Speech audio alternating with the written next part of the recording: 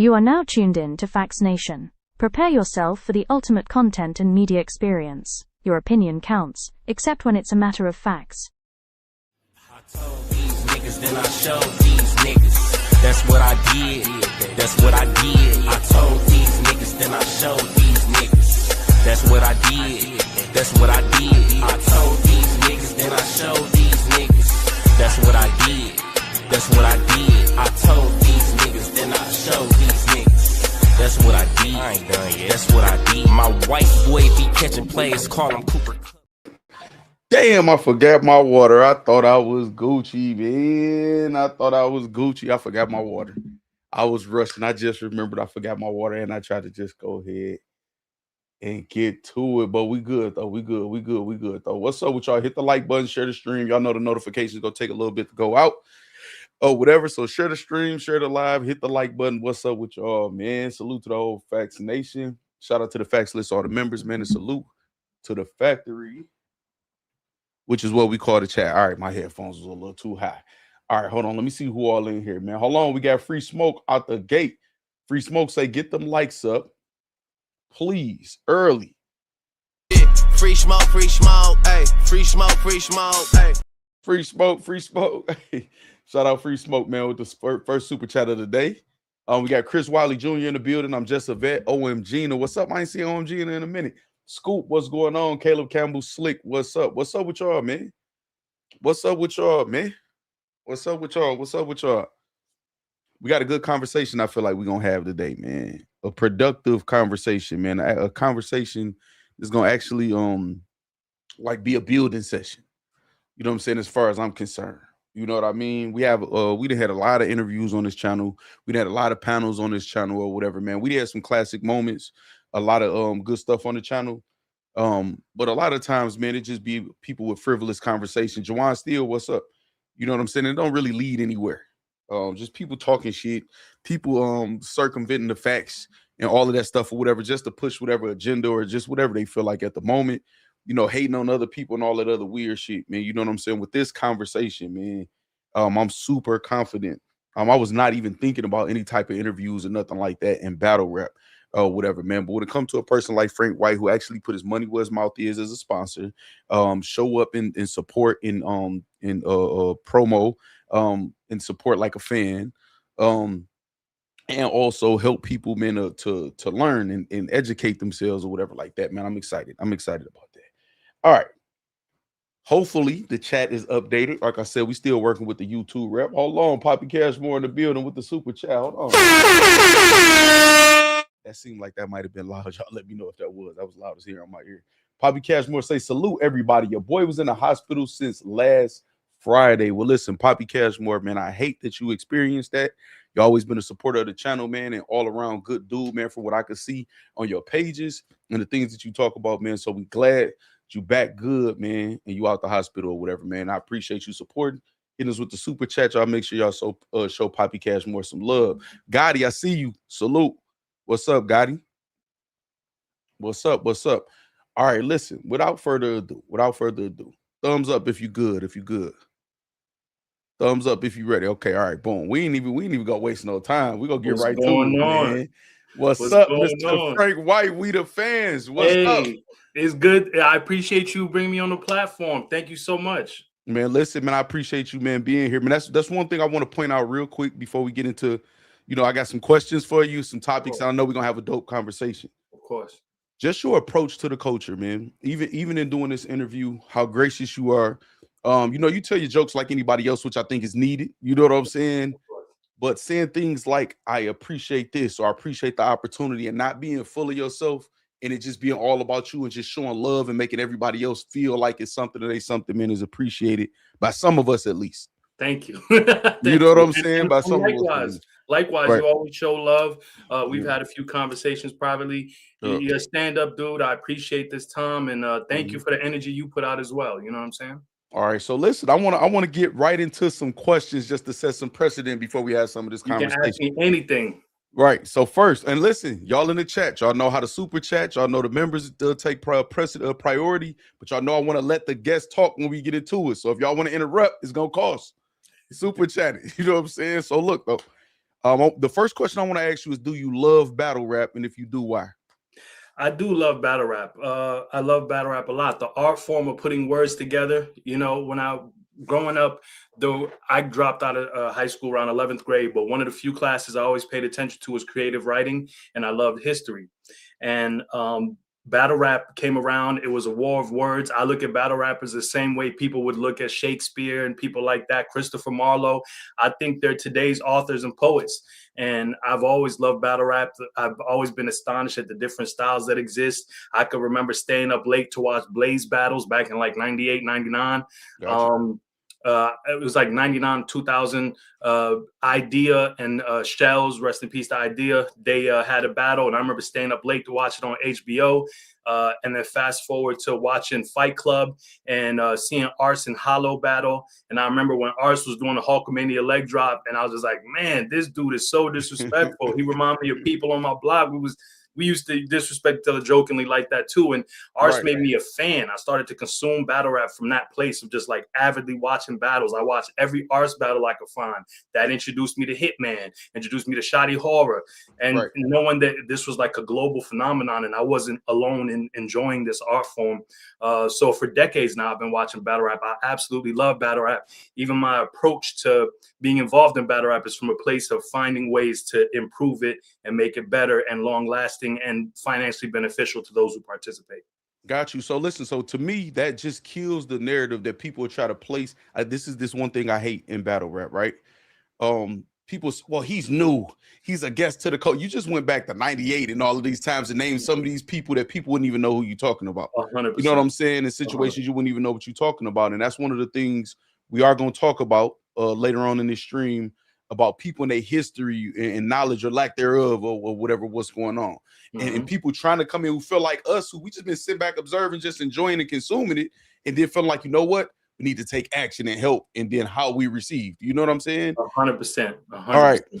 So what's the battle you would show someone to best help them understand what battle rap is? Like, you had to show them one battle and to get them to try to understand what battle rap is. I have two answers for that. Actually, I have three answers. I depending on the kind of person I was speaking to, I've been blessed to experience different walks of life. My family comes from the hood. I've been around street individuals. I'm not a street person, but I've been around it and grew up around it like many. But I also got the chance to live in the burbs and go to private schools. I also got the chance to live overseas and to witness like deep levels of poverty I didn't even know existed on earth. So depending on the kind of person I'm speaking to would dictate the kind of battle rap I'd introduce them to. There's so many different things, from KOTD to URL to Flip Top in the Philippines. Like, there's a million different styles of battle rap, but I think three battles, to me, depending on the person I'm speaking to, I would introduce them to Hitman versus Verb, right? That third round, that was the blueprint for a lot of real talk thirds. I would introduce them to Calico and Loaded Lux, where Lux talks about, you know, how we have to elevate as Black men beyond the streets and offer a different way. I could also show them Sue Surf and Geechee Gotti, if they were of a street nature and loved that atmosphere and that vibe, so that they could see like the pinnacle of street rap as well. Because I think all facets of battle rap are to be enjoyed. I don't, you know, I'll watch Carter Deems, rap about his cat owning cats, and I'll also turn around and watch Surf and Hitman, where they going back and forth. So depending on the person I'm speaking to, I'd love them to just understand that battle rap is not just one thing. I could show them Miss Hustle and 40 Bars, which that's how I introduced my daughter to battle rap. We were watching Real Sick and Pat Stay as a family, and I introduced them to battle rap that way. And my daughter was like, she's 11, she's 12, going on 55. She's so advanced. But she asked me, where the women, you know? So I immediately put on 40 and Miss Hustle for her, and she just went down that whole rabbit hole of female battle rap. So there's so many facets to battle rap, just like there are facets to human beings. So no, that's a well-balanced answer, man. That's the right answer. There is no just one. You know what I'm saying? If I had to, because I've thought about that question a lot over the years. If there was one, and it's so crazy, neither one of these people are my favorite, but I'm a fan of both of them. Arsenal and Shoddy Horror, because it's international, all the multis, the disrespect. It's a real battle, like it's a classic battle or whatever. I think that covers a like multitude of different types of people that battle. But I feel like you have to show a couple. All right. We got the same question except exchange battle to event. What event? Like if you could go back in time, like you send somebody back in time to an event for them to attend, or just tell them about an event that you've been to or heard about, and say, this is battle rap. This is what you want to experience to make them a fan of battle rap. 100%. You know, I have to go back to my first battle rap event that I ever attended, because I think there's different tiers of battle rap fans. You have the fans who only watch battles on stream. You have the fans who bootleg. We just got to keep it tall. Then we have the fans who attend events, and they're all to be appreciated and acknowledged, but it's a unique experience to attend an event. If you could think of your favorite family cookout that you attended, it feels like that. When the event is run correctly, you feel like you're with family members, distant family members that you're getting reacquainted with.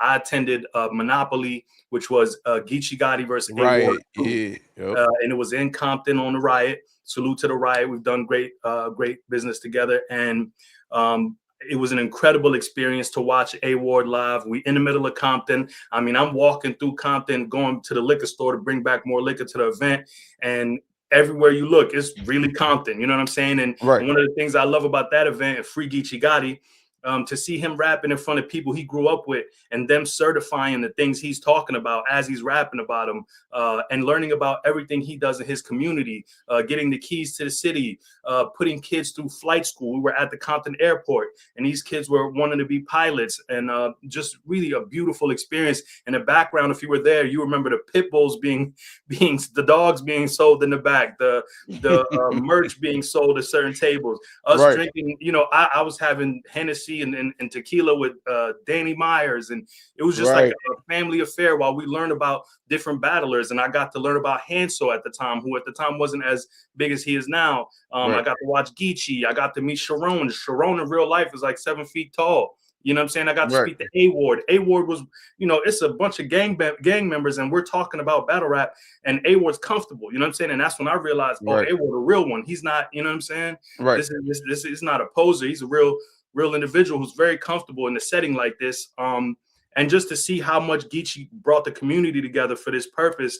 And it wasn't armed bodyguards. It was his homies keeping the event safe. You know what I'm saying? So I would say that's my favorite event. It'll always be my favorite event. It was my introduction to battle rap events. And it was before I became a sponsor, had the time of my life. All right, cool. Well, listen, that's a perfect type of event, man. Compton, that shit, it can't get no crazier than that or whatever. But okay, so listen, I mean, I'm asking all of these questions again to just set precedent for the discussions I want to have with you. So what 3 battlers can be a social media star to you? Okay, so star. For me, star means that you're able to transcend where you're being discovered, which means they can be very popular in battle rap, but they can transcend to other facets of entertainment. They can make music, they can be in films, things like that. And I think that's very important. Life is about elevation. If you meet somebody at one point and after time has passed, they're still at that one point, that's not a good thing. Sometimes in our community, we idolize that stagnation.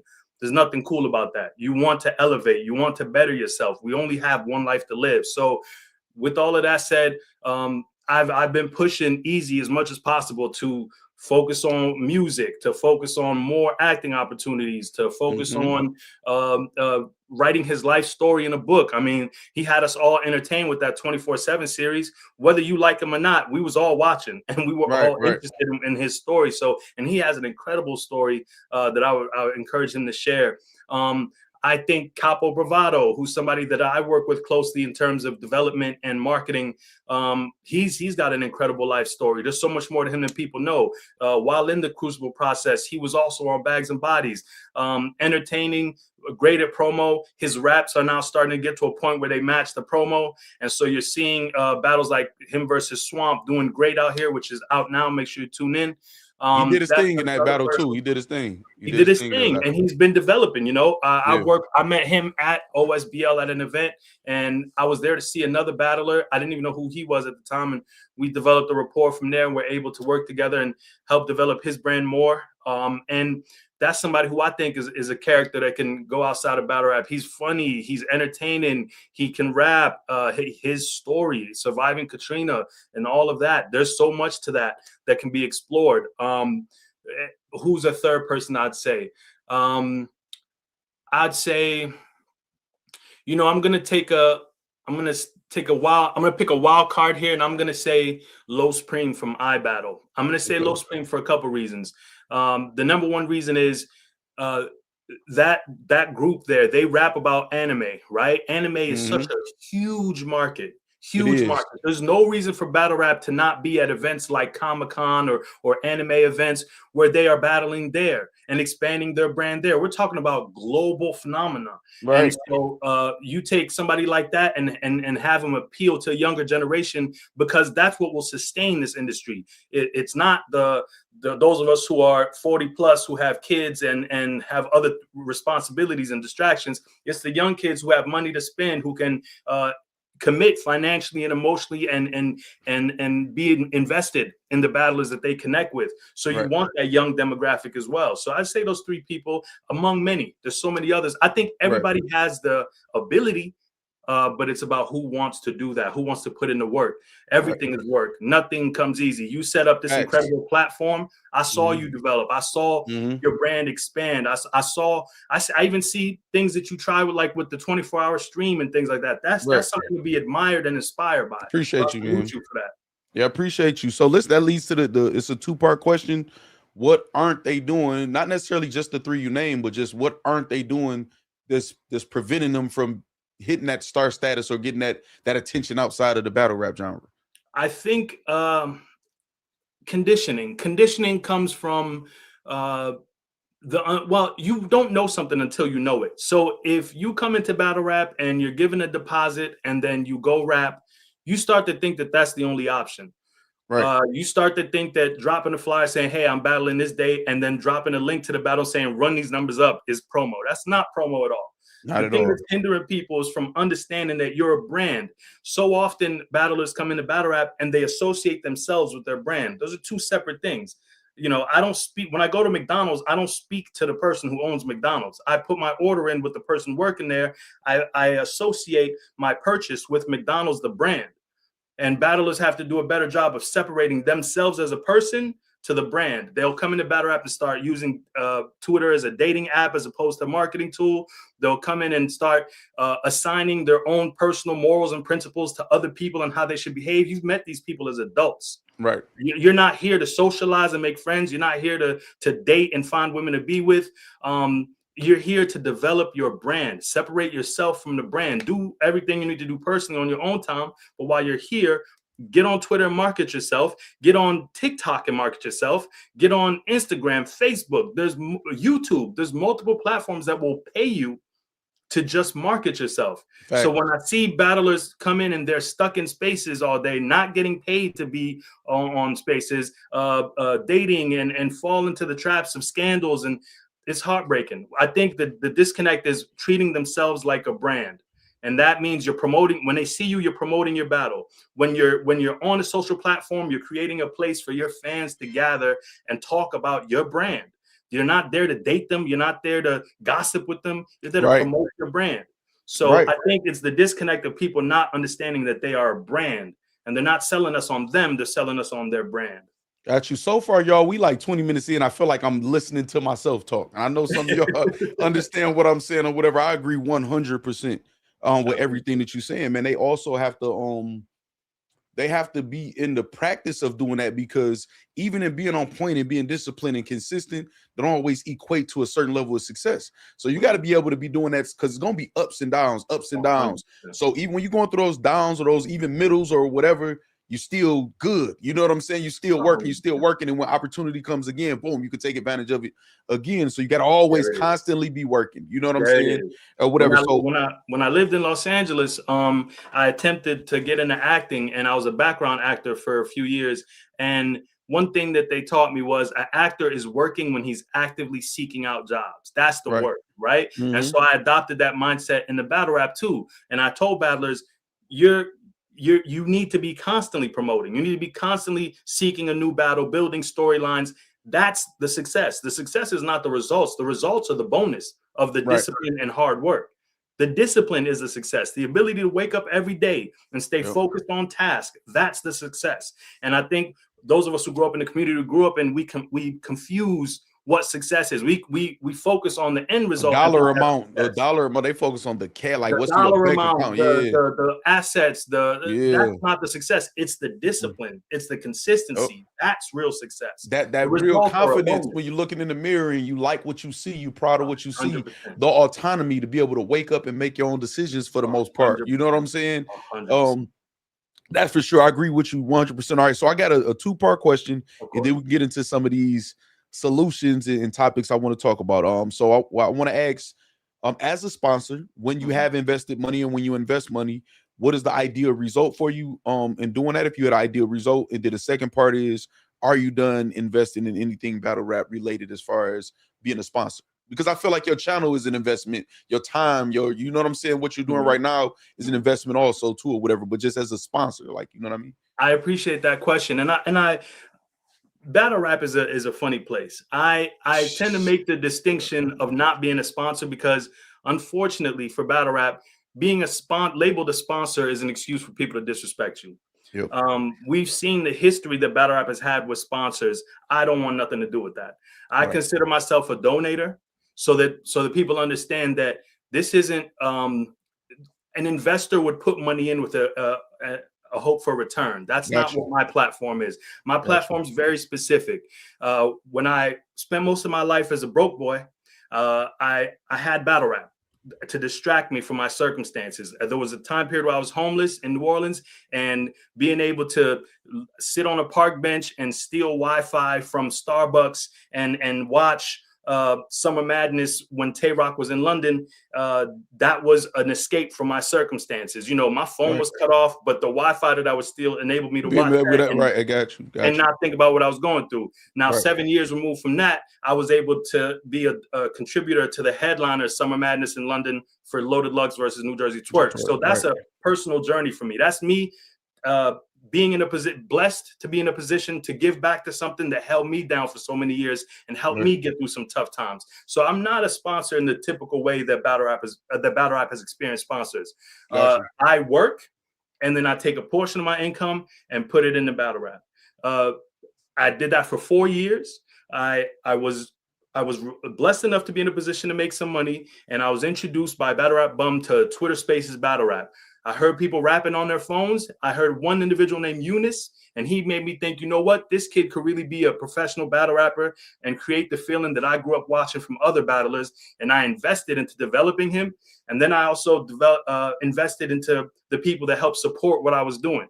I did that for 4 years. It was about 60 battles. My 60th and final battle is going to be announced. The 59th battle is already announced as T-Top versus Averb. There's one more battle on that card that I sponsored that's going to come out. It's a rematch. I won't say any more than that. So 60 battles over the course of 4 years. I gave away $222,000 out of my income. So I'm a donator. I'm not a sponsor in the sense that battle rap is used to dealing with. And I don't think, if I'm wrong, I don't think anyone else has contributed that much in that type of setting. There have been corporations that have come to invest in battle rap. We saw how that went. There have been companies that have invested in battle rap. There have been athletes that have invested in battle rap. All have been scared away. That has not been my outcome, because I spent most of my life broke. So I understand the survival mind state. I understand the inability to maintain relationships. So I've been able to sustain my brand for 4 years because of my background. But with all of that said, my 60 battles are done. And so I've shifted to creating a media platform where I archive the history of battle rap. My YouTube channel, We the Fans Global, there is for old fans to be able to be introduced to the future of battle rap, and for new fans to be introduced to the history of battle rap. So the main page has all the interviews with some of the legends. Ill Will's up there, Easy to Block Captain interviews up there. And then my live section has all the new fans, the new battlers, the Glow Mans, the ladies, J Love. I could go on and on. So the goal is, when you approach something and you want to improve it, you got to do it from a structural standpoint, which is number one is the economy. I realized early on from watching battle rap for decades that most leagues operate in the red. And what that means in the red is they're spending money and they're not making money back. And in many cases, they are losing money every time they throw an event. Right. And the best case scenario for a league most of the time, not the majors, but for most of the leagues, is that they'll spend an amount on an event and then they'll make back what they spent. But that's not making money. That's breaking even. Right. Understanding the economics of that, I said, you know what? I'm going to create a platform where I will give you money with nothing in return. Just put my logo somewhere, some kind of logo placement, so I could build a brand too. I'll give you money so that when you spend money on the event, some of the money that's spent is free money that you don't have to recoup. That automatically boosts you to give you a chance to be in the green when the event is done, because some of the talent that you paid for, you didn't have to pay for. Someone else paid for it free of charge. And that was my platform, is to give leagues a chance to go in the green. And I had a $10,000 budget for each league. Any league could approach me and we would work together up until $10,000 was given away. For URL, the budget was limitless, because this is the league that developed me. This is the league that helped me when I was developing as a human being. So I put no limit on it. They could come to me for however much they need, however long they need it for. And then that's one of our discussions right there, what you just said, because a lot of people, I know they villainize and demonize URL or whatever, and we're going to talk about like stuff like that. But I'm glad you said that, though. I understand. And URL did a fantastic job. I have to commend Beasley, who I built my relationship with, and thanks to Anwar, who helped facilitate that. But we came to an agreement, and we were able to do so many great battles. They understood that I wasn't just there to just, say, hey, here's some money, book the battles I want to see. We worked together. There were battles they wanted, there were battles I wanted, and we sustained a long-term relationship. Not all leagues were fortunate enough to do so, because if I'm working hard to earn my money and then you're trying to ruin our relationship, I'm not going to continue giving you money. And that's the habit that the battle rap has of not being able to maintain relationships with the money. So with all of that said, what I got from it was I was able to build a brand that's recognizable. I think by now, most of the people in battle rap know about We the Fans. My hope is that long term, I can get more people with money to do the same thing. I was inspired by a character. I hate to be long-winded. Cut me off if this is the content I love. You know what I'm saying? And this is the type of platform I build, information-based. We need education in battle rap more than anything. Like, so go ahead, man. Go ahead. So as I said, I got a lot more. We're going to talk about a lot of shit. I got you. I only paid attention in 2 classes, history and literature and creative writing. So your life experience, the greatest. And life experiences. But I was inspired by a gentleman named Lorenzo de' Medici. The Medici family was a banking family in Italy back in the Renaissance days. They obviously made their fortune with banking, but they would reserve a portion of their money to invest in artists that were coming up. So artists that we now recognize as Michelangelo, Leonardo da Vinci, these are people who they would meet and they would invest in. They would do what was known as a patronage. So they had a place for them to live. They would invest in their art and help them develop their art, so that all they had to focus on was the art itself. And that inspired me to understand that when you get into a position and you're able to get money, a portion of the money you get, you should be helping art thrive if you are a fan of art. So that's how my platform came together, is as a fan of this art form, I said, you know what? A portion of the money that I make from the businesses I invest in, I'm going to contribute to this art form that I love and help artists be able to just focus on making art and help their economy. So I got what I wanted from it. I was able to create lots of opportunities for some amazing creatives. I was able to build a recognizable brand within this market that I'm sure I'll extend to other. My next goal is to focus on the music industry and see how I can help there. And I want to bring more money to battle rap. I know there's athletes out there, actors out there, people with disposable income who love battle rap. And I would be glad to facilitate them getting the battles they want to see. Unfortunately, because battle rap doesn't have the greatest relationship with investors, there has to be a buffer. So listen, hold on. This is the first time I'm going to stop you, because that's one of the things I want to lead to that, though. We think so much alike, man. And I'm going to tell you, you definitely achieved your goal, because I'm a person, once my mind is set and it ran this course with an idea, like, no, I'm not about to keep banging my head against the same brick wall. But you one of the people that would inspire me, be like, nah, man, you don't got to give up all the way. You know what I'm saying? Just we need certain types of people and that stuff like that. You know what I mean? So you definitely So where I want to start, I want to ask, I want to bounce a couple ideas off you or whatever. Of course. And see what are some solutions with that we can utilize to help battle rap. Now, so the first thing is exclusivity. is key for me. Exclusivity, and I think URL has to be focused on. Now, shout out to TBL and every other league out there. I want to go, through all the churches, Black Mafia Battle League, Bags and Bodies, whatever, and every OSBL, every league out there, right? Of course. But URL to me, I asked the question a couple days ago to the factory, to the chat, and I said, if we had $10 million, but you had to pick one league that could get that $10 million to try to give battle rap the best look, who would y'all pick? So everybody had their different, picks. Some people had URL, and I'm thinking URL is the only pick. You take out the emotions of how people feel, specifically about Smack or Beasley. Like, I rock with ARP, and everybody, did a good job in battle rap, but they are the brand.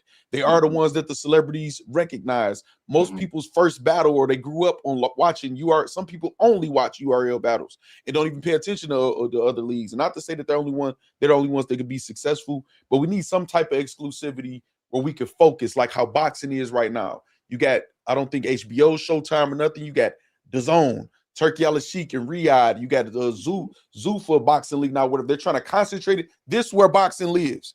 So it don't have to just be URL, but I feel like they might need to be, because of the recognizable brand, they tenure, they still here, still going strong. They know how to make deals happen. I'm sure they learned from a lot of their mistakes. What do you feel about them being the just the NBA looked at? Is that a bad thing? You know what I'm saying? No, if they look like that? I think you said something very important. You said salute to all the different leagues out there. That's extremely important to acknowledge. When I came into the game, I made sure to make it a point to work with everybody. There's a lot of politics that get in the way of great battles happening. I made sure that wasn't something that stopped me. I worked with URL, RBE, Straight Drop, OSBL, Gates of the Garden, iBattle, Queen of the Ring. I've worked with almost every league in the game in an effort to elevate it.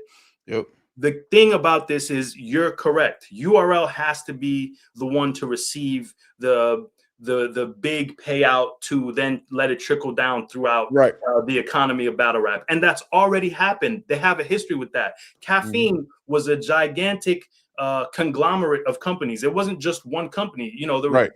Beasley talked about this, and salute to Beasley. He talked about it in his interview with Three Letterman today, where he said that Caffeine and a bunch of other companies got together, created a budget that URL was then responsible for doling out. And they put thousands and thousands and millions of dollars into the economy of battle rap. You can hear battle rappers left and right saying, "Oh, I miss Caffeine. I miss Caffeine." What they're really saying is they missed the partnership that URL had, to where they were able to funnel funds to everybody and make sure everybody got paid. And they did that in abundance. And so URL is the NBA. That doesn't negate that all these other leagues are doing great work. Salute to TBL. Salute to all these Straight Drop, all these other leagues are doing great work. But the fact of the matter is, URL is the NBA, and that's not a bad thing. That's not a bad thing. I think there's no emotions in business, and if you're doing good business, you're keeping your ego at a minimum. So yes, let's get in line with that and have URL be, and they've outlasted everybody. Let's take the most out of it. They outlasted everybody. They do the most events. They have the biggest catalog of battles. If you were to combine all battles that happen off URL with the catalog that they have on the app, URL probably has more battles. So that's just something. Those are facts. And so yes, if we can find another contributor, a huge contributor, they would have to coordinate with URL first. That would be in the best interest of battle rap.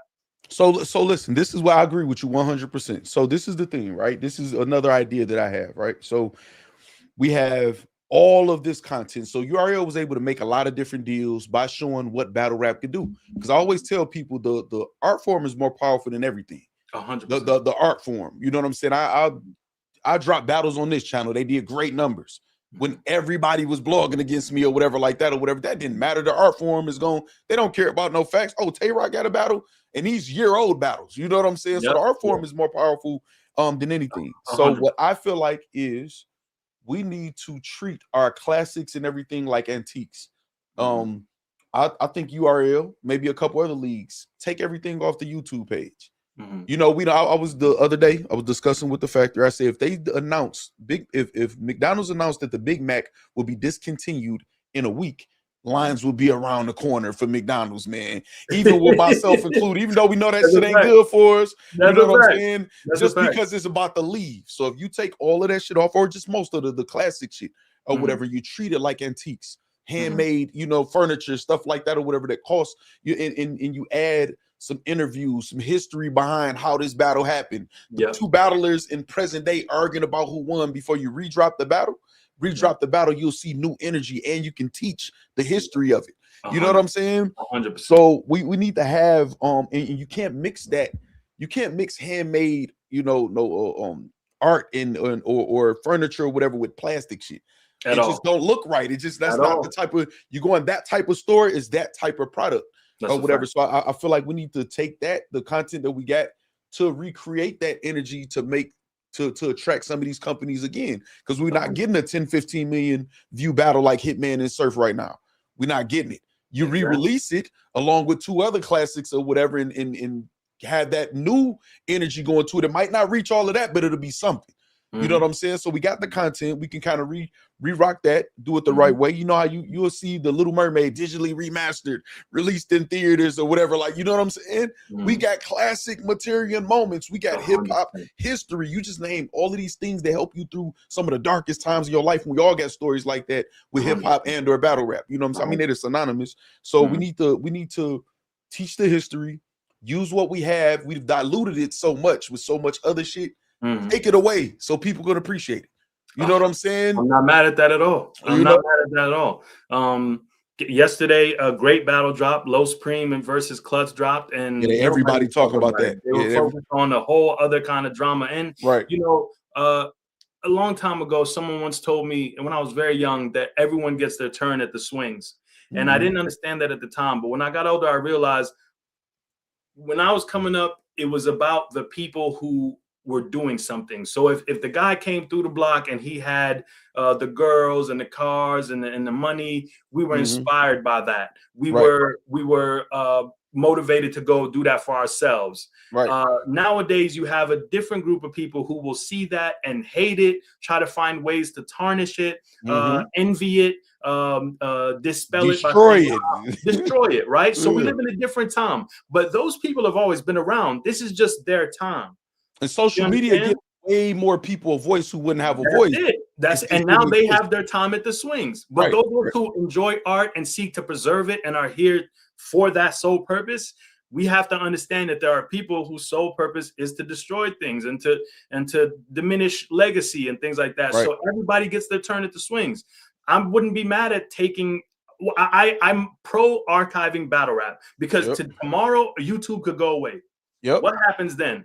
What happens to all those great battles? We've seen channels get taken away and people losing content that they've archived for years. So we should be finding ways to archive these incredible pieces of art from our culture, so that no matter what happens, whatever system is in place, that if that system should fail, there's still somewhere safe to safeguard these pieces. Exactly. And then too, it's again, we got to teach people when they see you talk about all of these years, or me or anybody else, we got to help them understand why it's like that, because it'll never be the same. You know what I'm saying? But we got to teach them how these people became stars, or how they branded ball game and all these different, you know what I'm saying, slogans and stuff like that, right? And once we do that, everybody can't go, man. Like, everybody can't make it, man. I'm sorry, oversaturation. You know who Johnny Alcatraz is in battle rap? Yes, I do. Okay, now I want to know in the chat, how many of y'all know who Johnny Alcatraz is? Or whatever. A lot of people not gonna know. You know why? Because after Ill Will smoked him about that tongue ring and all of that shit and getting him out of there, it's a wrap. You don't get 3, 4, 5, 6, 7, 8, 9, 10 chances after you done choked in so many battles and do all of that, whatever. You know what I'm saying? So after a while, we don't work. They'll say, well, we're gonna see you where Rich Dollars at. You know what I'm saying? Crazy. Rich Dollars was fire. He was super fire. I be wanting to know. I want to interview it. I want to know what happened to these people. You know, some people haven't made it a year. And then there's some people who dropped off after 6 years of prominence or whatever the case may be. But, you know, oftentimes having spent time with battlers and gotten to know the good, the bad, and the ugly, Right. Oftentimes people are their own demise. And I'm not, Right. that's not to say that's the case with Rich Dollars or Johnny Right. Alcatraz. I don't know their situations. Right. God bless them. But oftentimes people are their own demise. And it goes back to two things: discipline and consistency. Yep. And people struggle so much with maintaining that. They struggle so much. But we want to hear those stories nonetheless. I would love to have Johnny Alcatraz or Rich Dollars on my platform, or I mean, Mr. Wavy. The list goes on and on of people who I wonder, Joe Nye, people who I wonder whatever happened to these people. Joe Nye was fire, and then after that disaster battle, you know what I'm saying? But that was it. But that was it. Snow. I like that though. Snow lost to Real Deal on URL, and we never saw Snow again. Exactly. Snow had great battles, you know. And it's the thing though, but see, this the difference in that in a Tay-Rock got smoked by Charlie Clips. You know what I'm saying? And rub it in by Curly. Exactly. Discipline, consistency. He even added it in his bars. Ever since that Clips battle, I've been killing you niggas. Like whatever the fuck he said in that battle. Like, you know what I'm saying? So it's all type of shit that we can show and teaching, but everybody can't go. We can't, these guys, everybody friends in battle rap now. And that's cool to have that sense of family. I actually missed the sense of real family from back in the day, but everybody too friendly.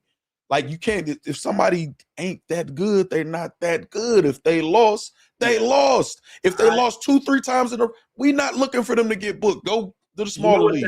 You know what that is though? And I stress in my personal development, in my personal life, I stress that the value of friendships is no longer worth any currency. There's two categories that I operate in. I operate in family and associates.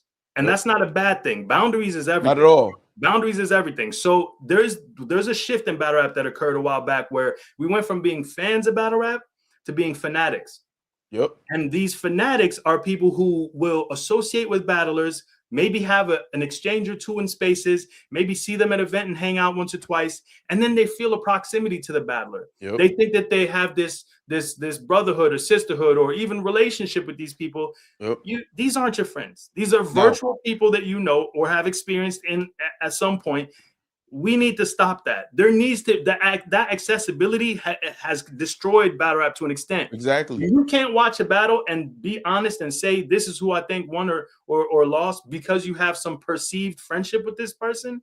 We got to reevaluate what we're doing. Yeah, man. We gotta like, what is this? You know, that you're a fan, not a fanatic. Right. I shouldn't know so much about battle rappers that I know. I should not. I shouldn't know who somebody's dating, whose cousin or brother they had a fallout with, or I don't care about that. I'm here for the raps. So it's some of their fault. It's some of their fault too, because they 100%. Condition their fans and certain people to feel like that, and that doesn't help them. That doesn't help. You need to feel the pressure of like, damn, hold on, my fans pissed at me because this. I need to, you know what I'm saying? Instead of just creating these echo chambers, every little group or people create these echo chambers. It's not gonna keep you motivated at all. You know what I'm saying? And the way they get lied to is so nasty. I see it time and time and again where their favorites will lose a battle and they will champion them and say, "Oh no, they got that," or the battle was debatable. There was no debate. The debate is on whether you're sane or not, because we all watched it with our own eyes. They're using the same angle that this and it's like, okay, if it was fire, it was fire. Come on, it worked. Exactly. You know what I'm saying? So yeah, they have to, but I think a lot of it is a lot of us it's a lot of self-esteem issues. And I'm not, you know, and so people they get that attention and they lean on it. That's what makes them feel good in life in general. Because people will be like, oh, I don't need battle rap. Y'all, yes, y'all do. Some of y'all, you know what I'm saying, or whatever. That's what you're leaning on at this point. Or whatever. So I feel like we need to push. This go sound, I don't know if this go sound weak, is because I'm older. We need to push for some of these guys to get some therapy, like to understand. 100%. You know what I'm saying? Like 100%. How the mind works. Like that's not just a battle rap thing. That's a life thing. For sure. 100%. Growing up, you know, I've experienced Civil War. I've experienced the streets. I've experienced suburban life. There's no part of life where I haven't experienced some form of trauma, you know, and that does something to the mind. Living as a black man or a black woman in America is a tough thing. Facts. Now you compound that with traumatic experiences, with living life unhealed, with PTSD, all there's just so much to break down. And I think that's what brings us all to battle rap psychologically, is that we're able to be around other people. Battle rap essentially is a form of trauma bonding. We're able to hear somebody rap about the pain of pressing 9 while calling somebody who's an inmate. We can relate to that because even if you're not street, or if you're street or street adjacent, you got know a cousin or somebody somebody who's locked been up. through that. And so we're trauma bonding. Therapy should be absolutely free to Black folks, but that's the story for another day. Right. We do need therapy in battle rap. That was one of the points that I made when I was on Uncle Rod's platform, that therapy should be free. There should be some form of therapy. And I know there's therapists in the culture. You know, the core fan base of battle rap is adults now. You know, we're adults. We own businesses. We work for businesses. There's people who are therapists who grew up with battle rap like we did, and we need them. We need you. If you're a therapist watching this, we need your services. Advertise your services. It's something we need painfully. What's the issue? The issue, though, is any type of outsourcing or anybody who's successful or professional outside of battle rap, when they come into the genre or decide, because I don't even like saying that, because I was born into hip hop. You know what I'm saying? So I don't even, why you here? What you mean? I live here. You know what I'm saying? This is what I was. So, but anytime somebody who's looked at as an outsider tries to help, they attack them, because it's not the norm in battle rap. If you're a professional, if you speak well, if you're clean, you know, Caffeine, some people got the first time they ever heard their name on a lease on an apartment, and all of a sudden you started seeing certain battle rappers, these homeless niggas, homeless. That was the thing, they not understanding, you telling on yourself. You're so happy that you got some keys that's yours, that you want to down so they feel intimidated. It's like battle rap is like you ever seen, and I know we all have different lived experiences, but you ever met a woman who she comes from a broken home, or she comes from some type of trauma, but she's very beautiful, beautiful, and you're drawn to her and attracted to her. And the more time you spend with her, you start to realize the things that are wrong, right? For sure. And little by little, you start to see how she betrays herself, how she then betrays you. And then ultimately how, when you're done dealing with her and you free yourself from her, you watch her go to the next person that she's going to betray and hurt. Battle rap is similar in that way. The unhealed mind, the unhealed experience. We don't fix our issues. We just find a different person, a different relationship to ruin. You understand? And so battle rap needs therapy. You know, battle rap there are things that need to change fundamentally.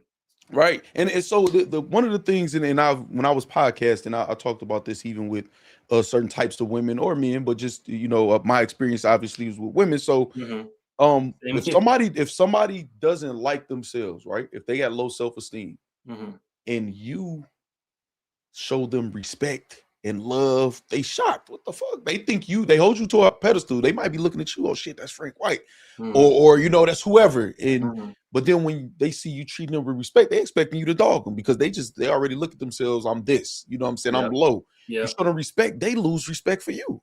And they envy you. They envy you. Like, you know what I'm saying? That's a psychological thing, and that happens so frequently. You've seen it in real life, where you try to help somebody and then they dog you after you help them. That's looking like, oh, you on my level. Oh, you fuck with me. It's survival. It's a lot of people are living in survival mode, and I don't mean that judgmentally. I mean that as someone who has experienced that. Exactly. People are living in survival mode, and when you're in that space, you can't maintain relationships. You can barely maintain yourself.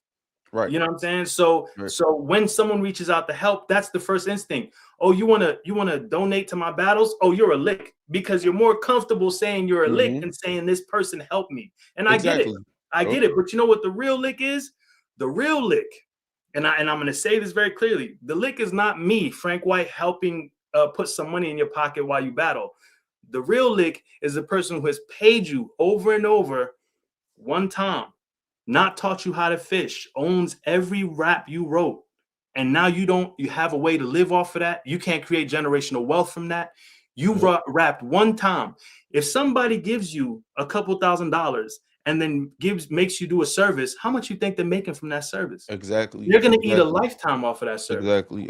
And you're going to continue to go back to them because they've taught you to just take whatever they're giving you. Well, I'm about to tell you, just 5,000. Here's 2,000. They'll never show you how to own what you're doing. but they'll continuously bring you back to come get fed crumbs over and over while they continue to make millions from it. I agree with you. I agree with you. The That's the problem real licking battle rap that nobody wants to talk no about. facts. But this the problem though. After so long of them seeing it or whatever, like learn, like have a thirst for. There's no thirst for learning in battle rap. You try to tell somebody something. Oh yeah, no, I know. They'll stop you from giving them the information because they're conditioned. They already know. They're conditioned. You spent years being conditioned this way. I'm going to give you a deposit. You're going to write your raps. You're going to come rap your raps, and you're going to go home and wait until I give you another deposit. Right. So you're conditioned. So when I come to you and I say, hey, don't take that deposit, ask for 20% of this or ownership of this. Hey, throw your own event. You can't even understand what I'm saying to you because all you know how to do is go wait for your deposit. Right. And but I'm not giving in 2026, I'm not even giving a lot of them that reason anymore. Because a lot of them didn't have spoke about that, or people like you, myself, other people didn't spoke about that so many times, so they're aware now. With knowledge comes responsibility, right? So it's also I'm okay with people being shrewd businessmen. Some boss is two types of bosses: bosses that create other bosses and bosses that maintain workers. If you decide to be a worker, that's on you. You know what I'm saying? I think we should have commission-based bookings. It should be jobs in battle rap. Have people who can sign up to work and clean up the events, set up and clean up the fucking events. Humble yourself. They can't relate to people that like yourself who say I was in this situation right here still on Wi-Fi and I worked myself up there. They can't relate to that because they're not used to working. They're waiting for somebody to give them something. They're like waiting for that deposit. That deposit, right? So put them in positions where they got to humble themselves and work for your money or work off commission off your battles. Give them tickets. Here's 40 tickets. If you sell all of them, that's your money. If you sell 10 of them, that's your money or whatever like that. Make them work for that shit because everybody, I don't want to say everybody, but a lot of artists, well, I know my worth. No, you don't. You don't even have any metrics you're basing it off of. You don't even have any ownership of your worth. What is your worth? Your worth is determined by whoever determines to pay you. That's not your worth. Exactly. You have to be able to build something that you own. This should be a stepping stone. I should not be watching you battle 30 years from now and still waiting on the deposit. You should have found a way to take this and make something else. Exactly. Especially if you feel like you're getting paid, a little bit of money. If you're getting paid $1,000, $1,500, $2,000, and you've been doing this for 10 years, the fact that you can't make that on your own is insanity to me. There's no way. And I come from poverty. $10 is a lot of money. So if you're getting paid $2,000-$3,000 to rap for 9 minutes, you need to find a way, enterprise, and take lucrative steps. It's in the music. It's there for you to hear. Find a way to take this and build something from it. They want something given to them. They want something given to them. I tell them all the time, man, you don't need 1 million subscribers or followers or whatever. If you got 100 dedicated fans, let's just say you got 600 fans, 100 are dedicated. Every time you have a t-shirt or something, 100 of them go buy it. Start doing the numbers. You know what I'm saying? On 100 t-shirts sold and you're making $25, $30 off each t-shirt or whatever, that's good money or whatever. Take 500 or so of that back, whatever, give it back to your fans or invest in yourself, dress a little bit better, get a setup or whatever, start a channel, buy a microphone, whatever. There's all types of people on this earth that will give you great examples on how to work hard, how to be disciplined. You can go ask for advice or whatever. There's no excuse. There's no excuse for these grown-ass men. See what you just said right there? Get a microphone. And how many battlers sit in spaces every day and don't make a dime from doing that? The first thing I would say is ban battle rappers from sitting in spaces unless you are finding a way to monetize it.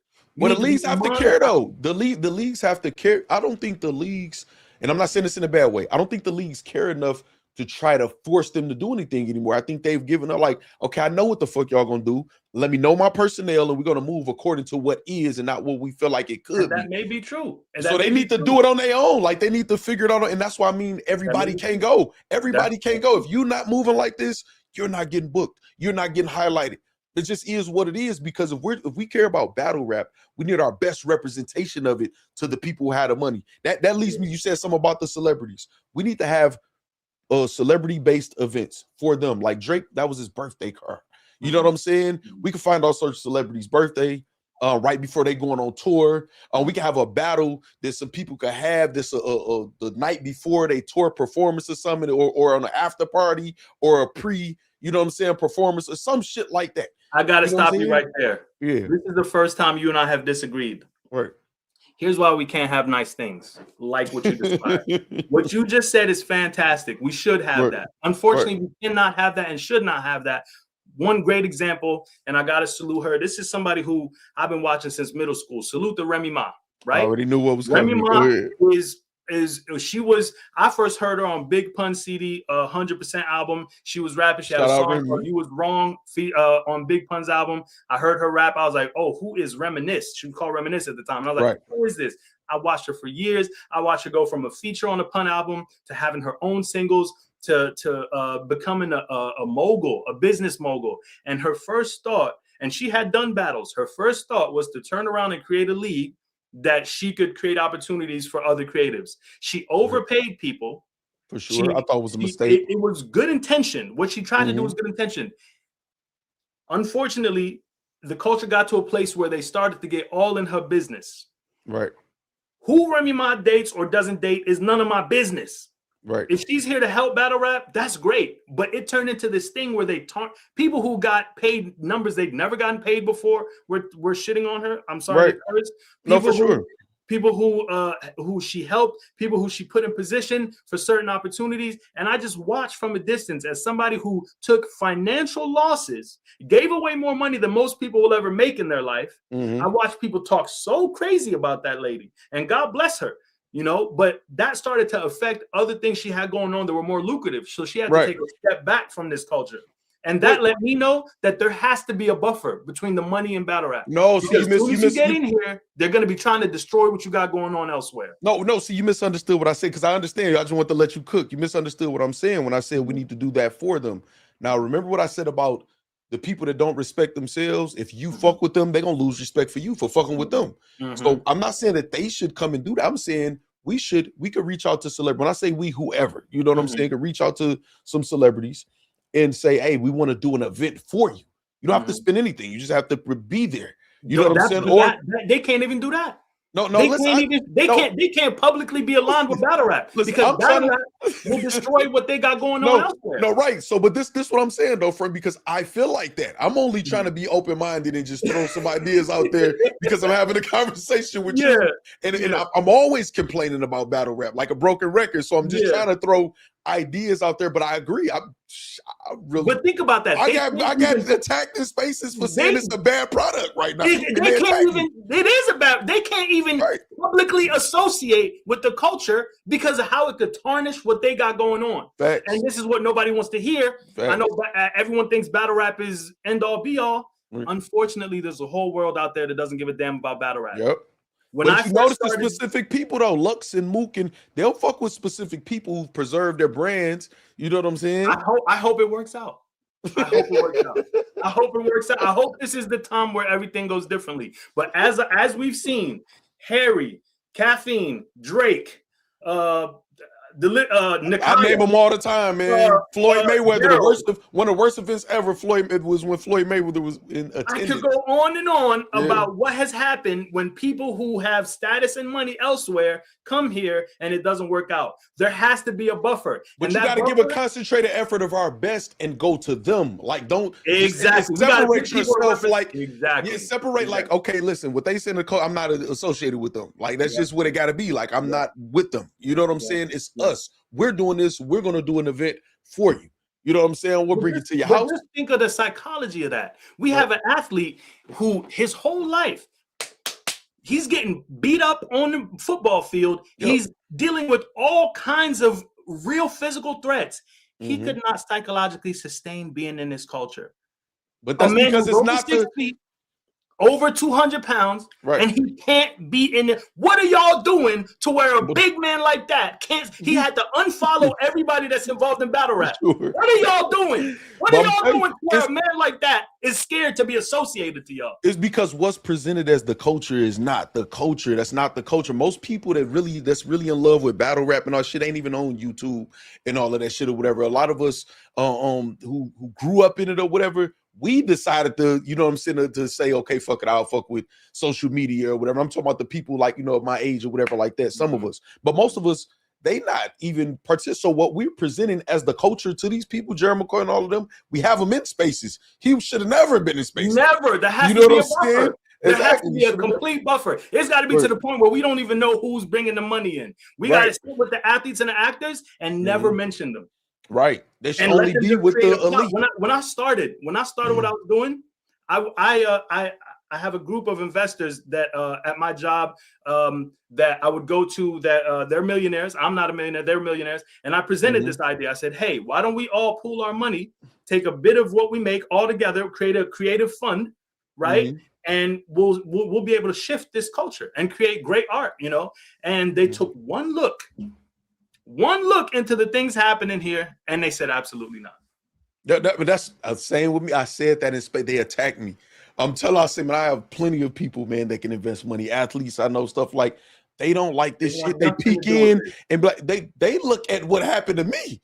Like, why are you there? Like, why are you? That's like, what I get that all the time. Why are you doing this? Like, why are you there? They look at me crazy and say, hey, holler at me when you're done with that. Yeah, exactly. We'll do something else. And we'll like, do you know what I'm something saying? else. Like, yeah, exactly. So, but okay. So, what do you think about like themed, like a hybrid of battle rap and other genres and stuff? Now, this is just an idea, right? So, say, you got I'm just giving an example. They don't have to be this specifically, but it's you know how you got poetry readings and spoken word and all this stuff or whatever like that. So you have themed battles, like it's just a 2 or 3 battle type of thing, and the theme is you have 2 actors maybe who do plays. It could be a play setting or whatever, where they're going through a situation and it's a common issue that a boyfriend and a girlfriend or husband and a wife will have, and then they weaponize the battlers and the battlers speak for them and battle it out on each part of the argument into the 3rd round. You know what I'm saying? Shit like that, like just creative. You know what I'm saying? Yeah, there was a show called Will. See, this is what we don't understand, how powerful battle rap is. There was a show called Will based on William Shakespeare's life. And in the show, the moments when the writers would argue with each other, it was in battle format. But they were using old English. Battle rap could be used. We could have battlers at Comic-Con. We could have battlers in Marvel movies. There's a kid named Glowman at iBattle. All of his raps include Marvel references. It's no reason why he couldn't have a battle at a Marvel movie premiere. You know, acting, every facet of entertainment, you could ingest battle rap into it. For sure. We just don't know how to come together and maximize on the power that we have. It's a kid somewhere in Philippines, in Russia, in Latin America, all over the world. I brought on a kid on my live from France. I'm blessed that my stepfather growing up, he would send me to different countries to learn the language and culture. So I speak 4 languages, French being one of them. And I invited this gentleman who was a French battle rapper from France onto my live, and we spoke about French battle rap. And he told me all about what was going on there. And this is why I'm gonna blow your mind at. They don't make money. They don't get paid. He told me $2,000 would shift the economy of French battle rap. 2,000. Well, we shouldn't be surprised, because so when hip hop started in here, we was in the ghetto. We weren't getting paid for breakdancing and rapping and none of that shit or whatever. That's what I mean. We need a reset. We need to get people to understand what this shit really is. We celebrating mediocrity. We celebrating people going into a battle and choking in every round. And there's no consequence for that. None. So it's like you able to disrespect it or whatever. So we diluting and watering it down by accepting it and then talking about them again. I don't want to talk about you no more. There's no ramifications for no shows. Imagine going to your job and not showing up, not calling in. How long would you even be able to keep that job? It's called no call, no show, man. You're cooked. You're out of there. Exactly. So it's I don't know. It's some structural changes that got to happen here for sure. And it's people in Africa. I'm really tapped in over there as far as the battle rap scene and stuff like that. Yep, for sure. And it's like, I'm trying to tell them, I don't want to mix y'all with this shit over. They fuck with me heavy. We feel like you can do this. I'm like, I don't want to be responsible. Every person or group of people that I ushered over here in whatever type of way, it's been a bad experience for them and myself. Everyone. We need buffers. You know what I'm saying? It's we need crazy. People who can sustain that negativity and still make things happen. So who is pay-per-views done? Is pay-per-view over? I heard. Okay, so I wanted to give away money with my platform, but there was one event where I sponsored the entire event. and I wanted to see for myself if there was money in battle rap. So I sponsored OSBL versus Gates of the Garden. I did the whole event myself, and I didn't take anything from the door, tickets, you name it, but I kept the pay-per-view. I kept half a pay-per-view and split the rest with Kels. Salute Kels. She's been an amazing mentor and helped me navigate this crazy industry. But I split the pay-per-view with her because I wanted to see if pay-per-view is viable, if you could really make some money with the pay-per-view. Right. Without divulging numbers and getting into details, I can honestly say that yes, pay-per-view is not a viable way to make money in the little money that exists in battle rap. And let's be clear, there may be some leagues that have figured out how to make money. Salute. But overall, cultural-wide, there's pay-per-view is not viable. And BZ spoke about this interview too. He said they're not doing pay-per-views because nobody's doing boxing, MMA, UFC. They're all shifting. But see, he say boxing, and Beasley know better than that with boxing, man. Boxing is, even though you gotta get a DAZN app or whatever, you still gotta purchase. Either you can just purchase the pay-per-view, or you can get the subscription to DAZN or whatever else or whatever, and it'll still cover. We got the Ryan Garcia fight that just happened, and then the fight before that Shakur fight or whatever, because it fell within the same month. In the subscription or whatever like that. So it was still pay-per-view, but you kind of like, you get the subscription, you see what they got, and maybe you'll get stuck in there. The problem is this. The problem is battle rap dropped the ball with the consumers. They didn't treat us right. They didn't treat us correctly because it's bootlegging in everything. The NFL, everything is bootlegging everywhere, right? So, but the diehard fans, if Javante Tank Davis, he's about to make a comeback announcement or whatever, so I'm fortunate to know what's going on behind the scenes. He go announce that I'm paying for it. I'm paying for it because I'm a fan of him or whatever. You know what I'm saying? So consumers could support. I can literally tell this is how I've been able to grow this platform or whatever. When I came in, I said I'm never going to do good views in battle rap. Those days are over, and people don't like outsiders and new people. Other bloggers don't like it. Artists don't like it. I have to be membership based. I bet you I got more members than everybody in battle rap. I see it grow every day. You really doing your thing. You know what I'm saying? So it has to be membership based, donation based. I have to be supported by my consumer fan base. Exactly. I have to be supported by them, and I let them know that, and I appreciate them. That's why I'm going to overwork. So I do a 24-hour stream while I sit here, whether it's 10 people or 800 people in the chat or whatever, and give them what they need because I'm taking care of regardless. And we have that relationship. So the problem is we don't have any faith in battle rap when it comes to pay-per-views. We don't know if the audio gonna be fucked up, the video gonna be fucked up, the intermission's 30 minutes long, all these different things or whatever. You give everybody every excuse to go over to them bootleg places or whatever and stay every time. And not only the league sometimes get an excuse, the artists with the no-shows, the choking and the bad performances or whatever, they don't have a reason to say, we sat and we spent our money for almost 2 years over here on this platform to the point where I showed league owners, look at what I'm bringing in. Y'all got to at least give me the fucking link to the pay-per-view. I'm promoting y'all for free.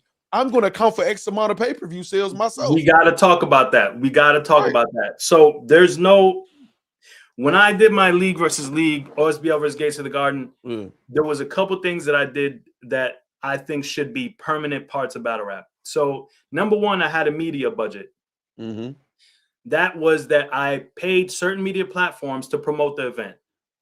Number two, I made sure that all the platforms that do recaps had free access to the stream so that after the event, they could go back and watch whatever battle they wanted to watch so that they could recap it. I think, and number three, there was promo clauses where people had to go to certain platforms and do face-offs and things like that. These three things have to be implemented. Now, I go to McDonald's and I love the apple pies from McDonald's. Right. If I get my order and my apple pie's not in there, I'm going to raise hell. Right.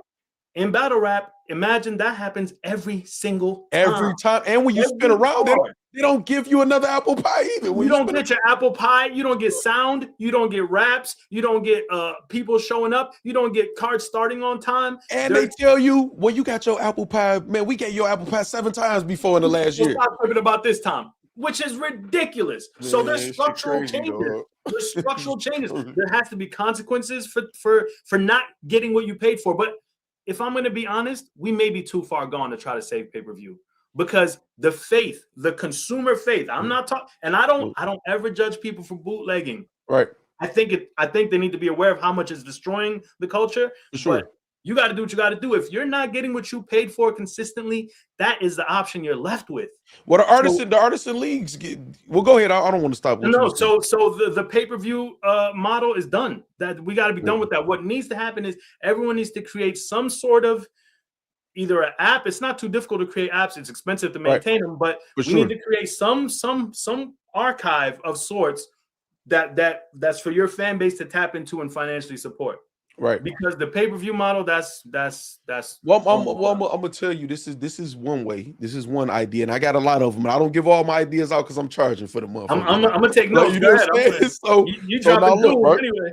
So we got when all of these leagues. So take Kels, somebody who has a hell of a presence in her, as far as geographically where she's at.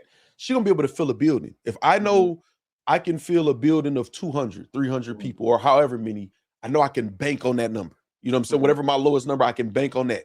Right. So out the gate, I'm going to book one battle that these battlers get a decent paycheck.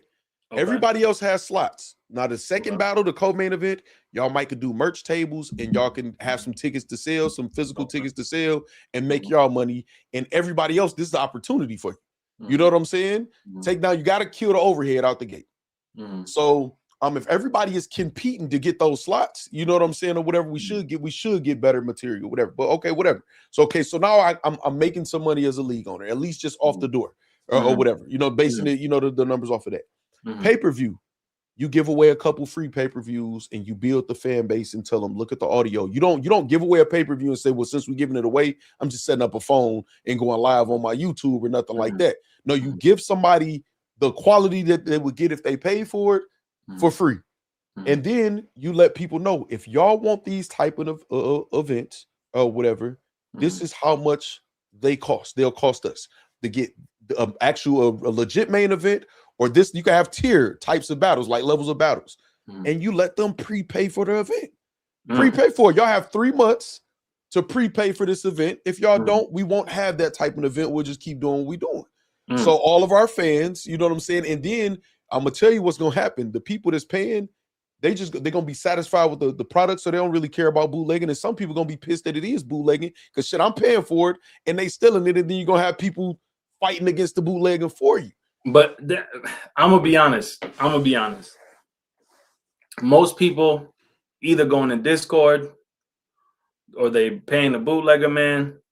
I don't see any outcome where you can make money from pay-per-view and battle rap. You don't think we could get enough now, depending on the event? I'm not talking about Low Deluxe versus Daylight. You know what I'm saying?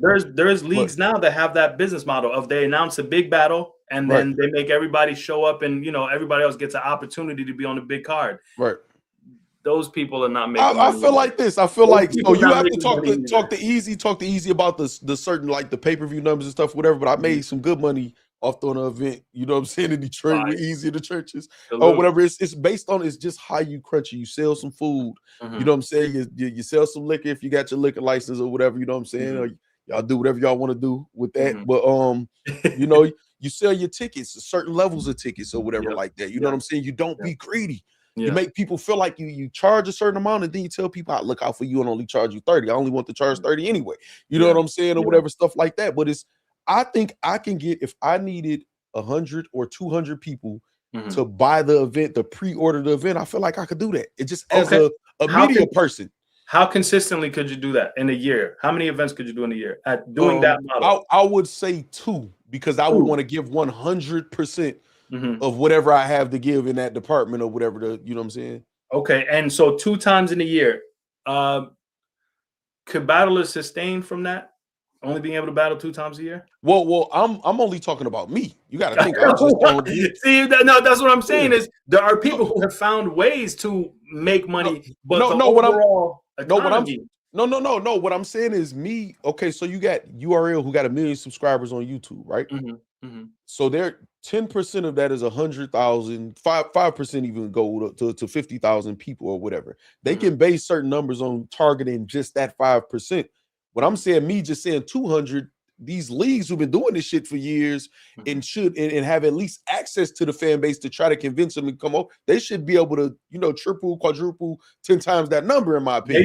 They should, but it don't. You know what I'm saying? There's a dude named Westside Black in Ohio, right? He just had an event that he headlined in Ohio.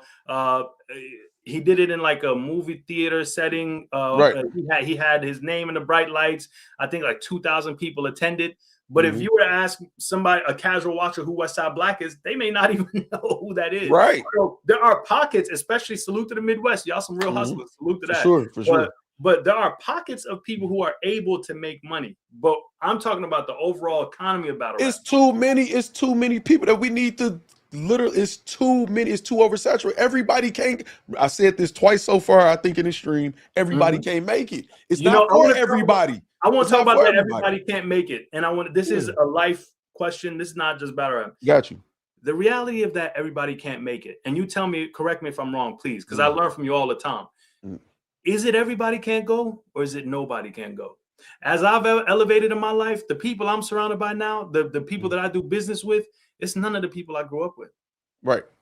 So is it everybody can't go, or is it nobody can't go? And this is just life. It depends on what you gotta understand what people buy into themselves as individuals, right? So I always tell people, like, even a relationship, a woman is not gonna cheat on you because you just that hell of a nigga, or he too hell of a nigga for me to cheat on. No, it's just not what she does. You know what I'm saying? If she a cheater, she a cheater. If she not, it don't matter if it's you or somebody else. She not. Like, you know what I'm saying? It's gonna depend on them. So in battle rap, or in not just in battle rap, like you said, just in general, what I've learned, I've been trying to save the hood most of my life.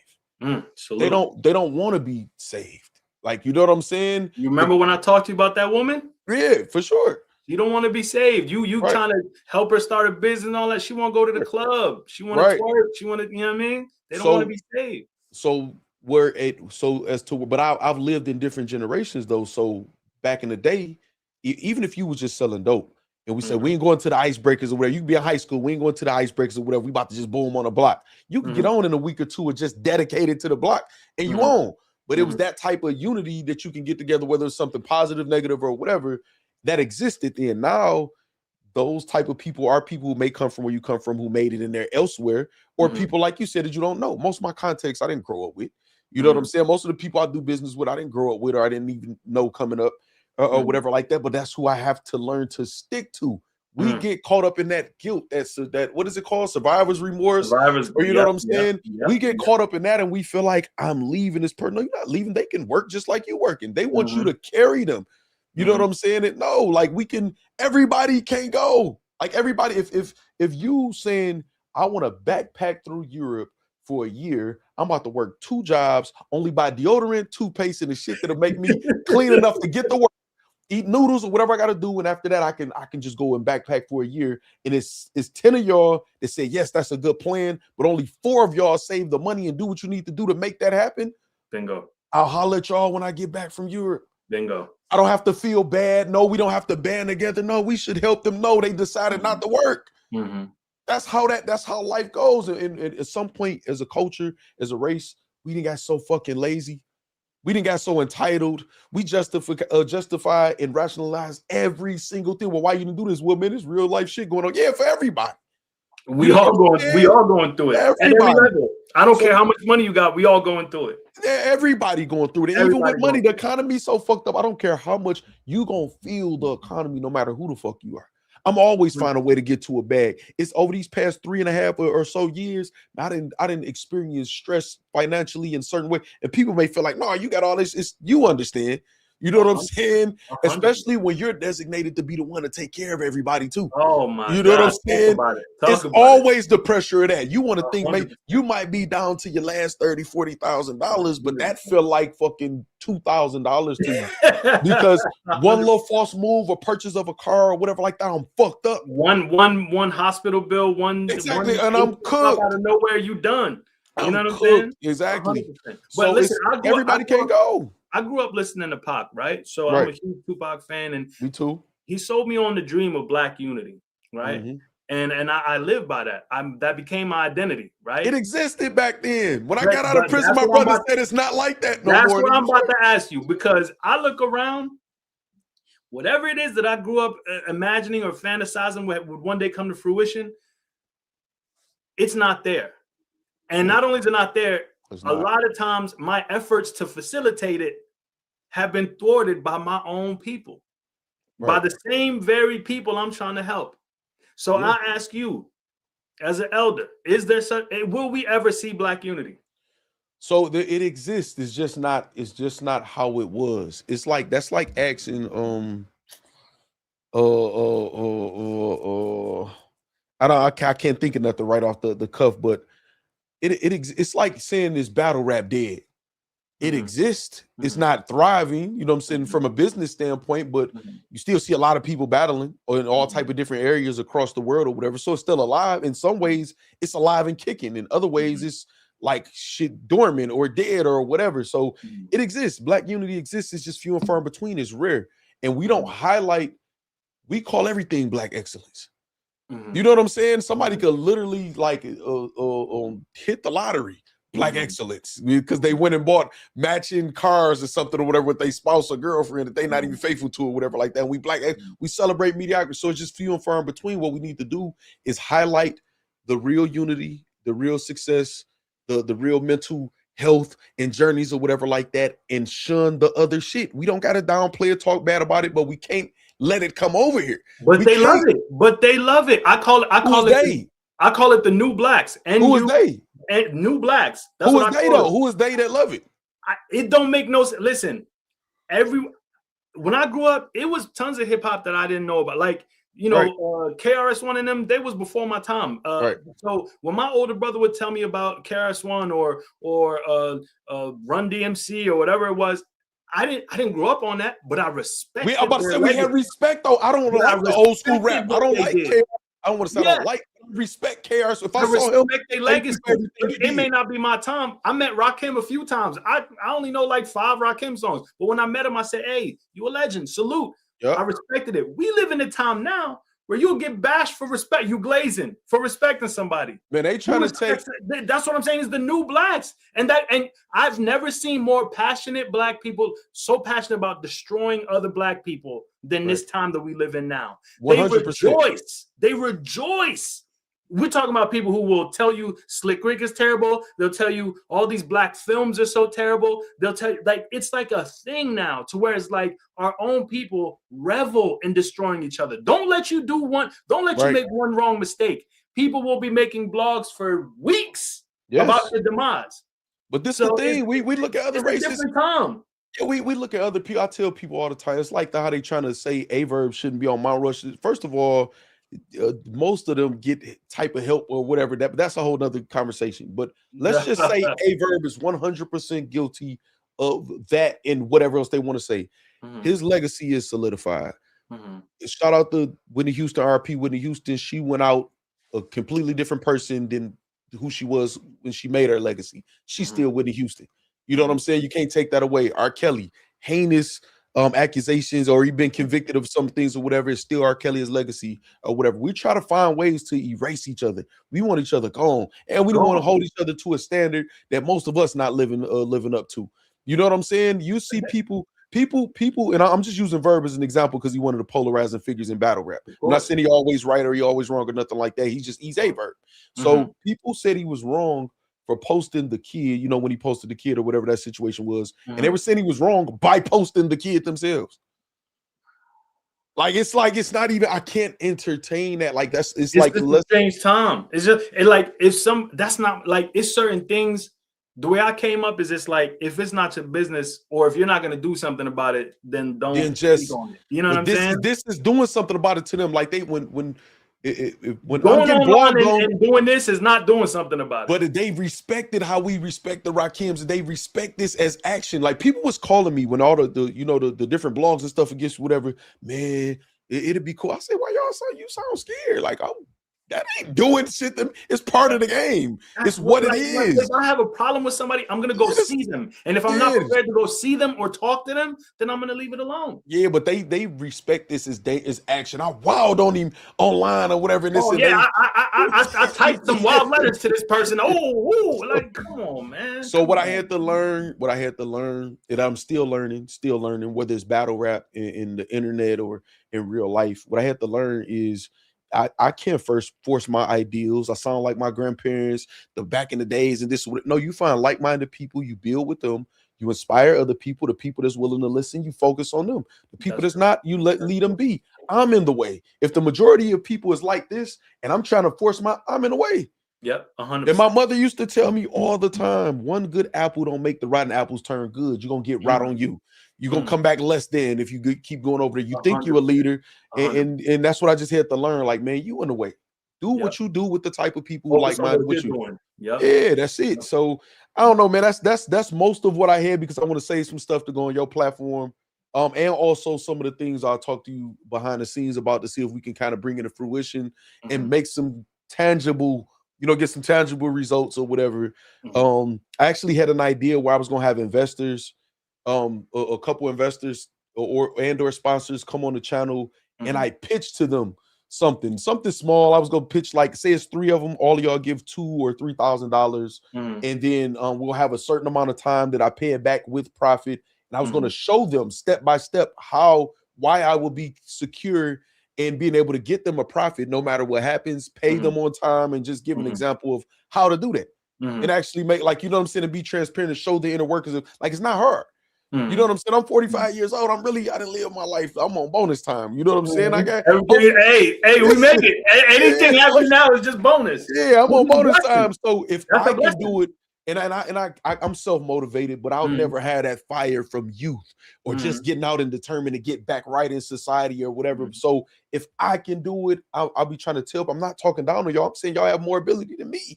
Y'all got youth. Yeah, y'all got more of a future. Y'all can do more things. Most of this shit is a young man's game anyway. 110%. You know what I'm saying? 100%. So if I'm doing it, y'all should be offended. Like, y'all should look in the mirror like, what the fuck am I doing? If this old motherfucker with this great beard could do this, it's no way. When I was 16, 17, 18, 22, and I'm looking at it could be a nigga 30 that's still young, and I'll be like, man, that old nigga ain't about to outdo me.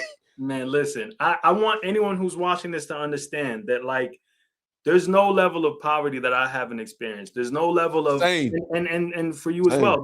There's nothing that has happened that we each haven't experienced in some form of fashion. If we can do it, you can do it. Better.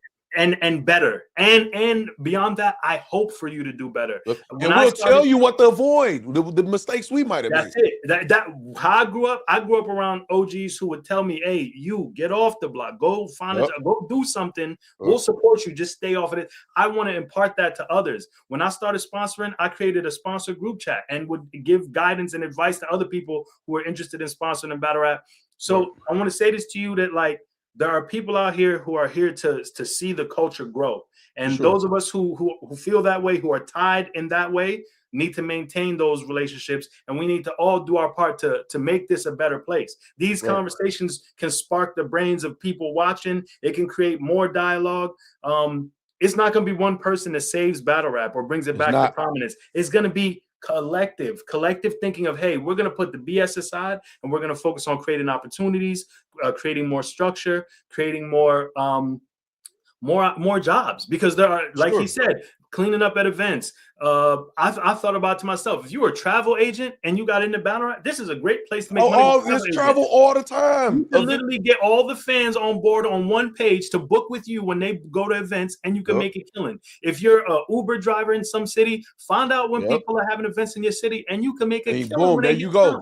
There's so many different ways that we could capitalize from battle rap. There's so much power in this, but that can only happen if we work together. I don't care who you're dating. I don't care what's going on in your personal life, what fallout you have with your brother or sister. That's not my business. My business is hearing good raps and facilitating opportunities that will make that happen more often for our Black brothers and sisters out here who are extremely talented, who are waiting on an opportunity. And I commit my life to helping those people as much as I can. I don't care about the BS. Right. And I'm 100% with you on that, man. It's like, it's cool, the jokes and all the other shit, whatever, that's cool. But if the main focus is not like professionalism, elevating or whatever, it's like, That's what are we here for. doing? What are we here Like, for? We yeah, here to like, you know what elevate. I'm saying? We're here Exactly. to So, elevate. That's it. and I'm not really, I don't know. It's just, I have like, I have somebody with a budget. And they're like, do you think it's anything we could do in battle rap? And I'll be feeling so bad. And I don't want to name no names in battle rap because I'm not sure if they want people to tell me some league owners or, you know, a couple artists, but I've been in like meetings and had to just say no. Like, we're going to go with what you say, Factz. Yeah. Should we do this with this? And not, no. Yeah. Because first of all, my relationship with them is more important than me doing a favor over here, and they want me gone. You know what I'm saying? They're not gonna respect or whatever in this. And it's not because I don't care what they saying. I would love to, if I believed in it, I would love to just know, let's invest and do this. But we should have it should be a battle rap reality show. It should be a series. It should be all. You can put 5 battle rappers in a house somewhere and we make a killing. And if all these people who want to date each other, we could holler at VH1 and do love and battle rap. Like, there's so many opportunities, but we're so stuck. We're so stuck trying to. Oh, I found out in 1992 you smacked your classmate. Let's all talk about exactly. I found out. Yeah, who gives a damn? Let's get to this money. And you imagine this, right? Can you imagine this, right? Battle rap movie or show or series or whatever, right?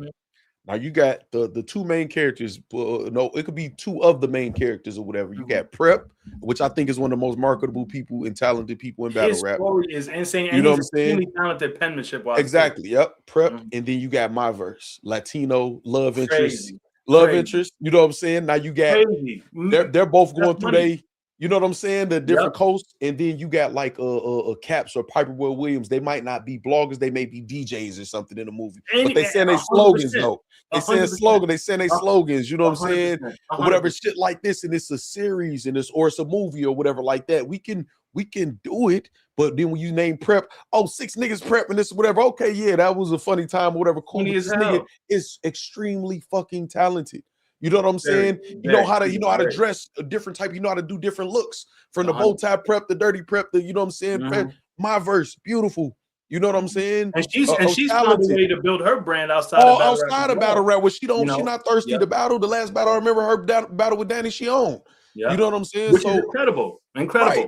Right. So it's so many different things that we will be able to put together if we focus on what's the actual talent and reward the people that's working hard instead of just who's popular and what clicks in groups or whatever like that. But I think we could do a lot if we focus on that, man. So listen, I appreciate you so much, man.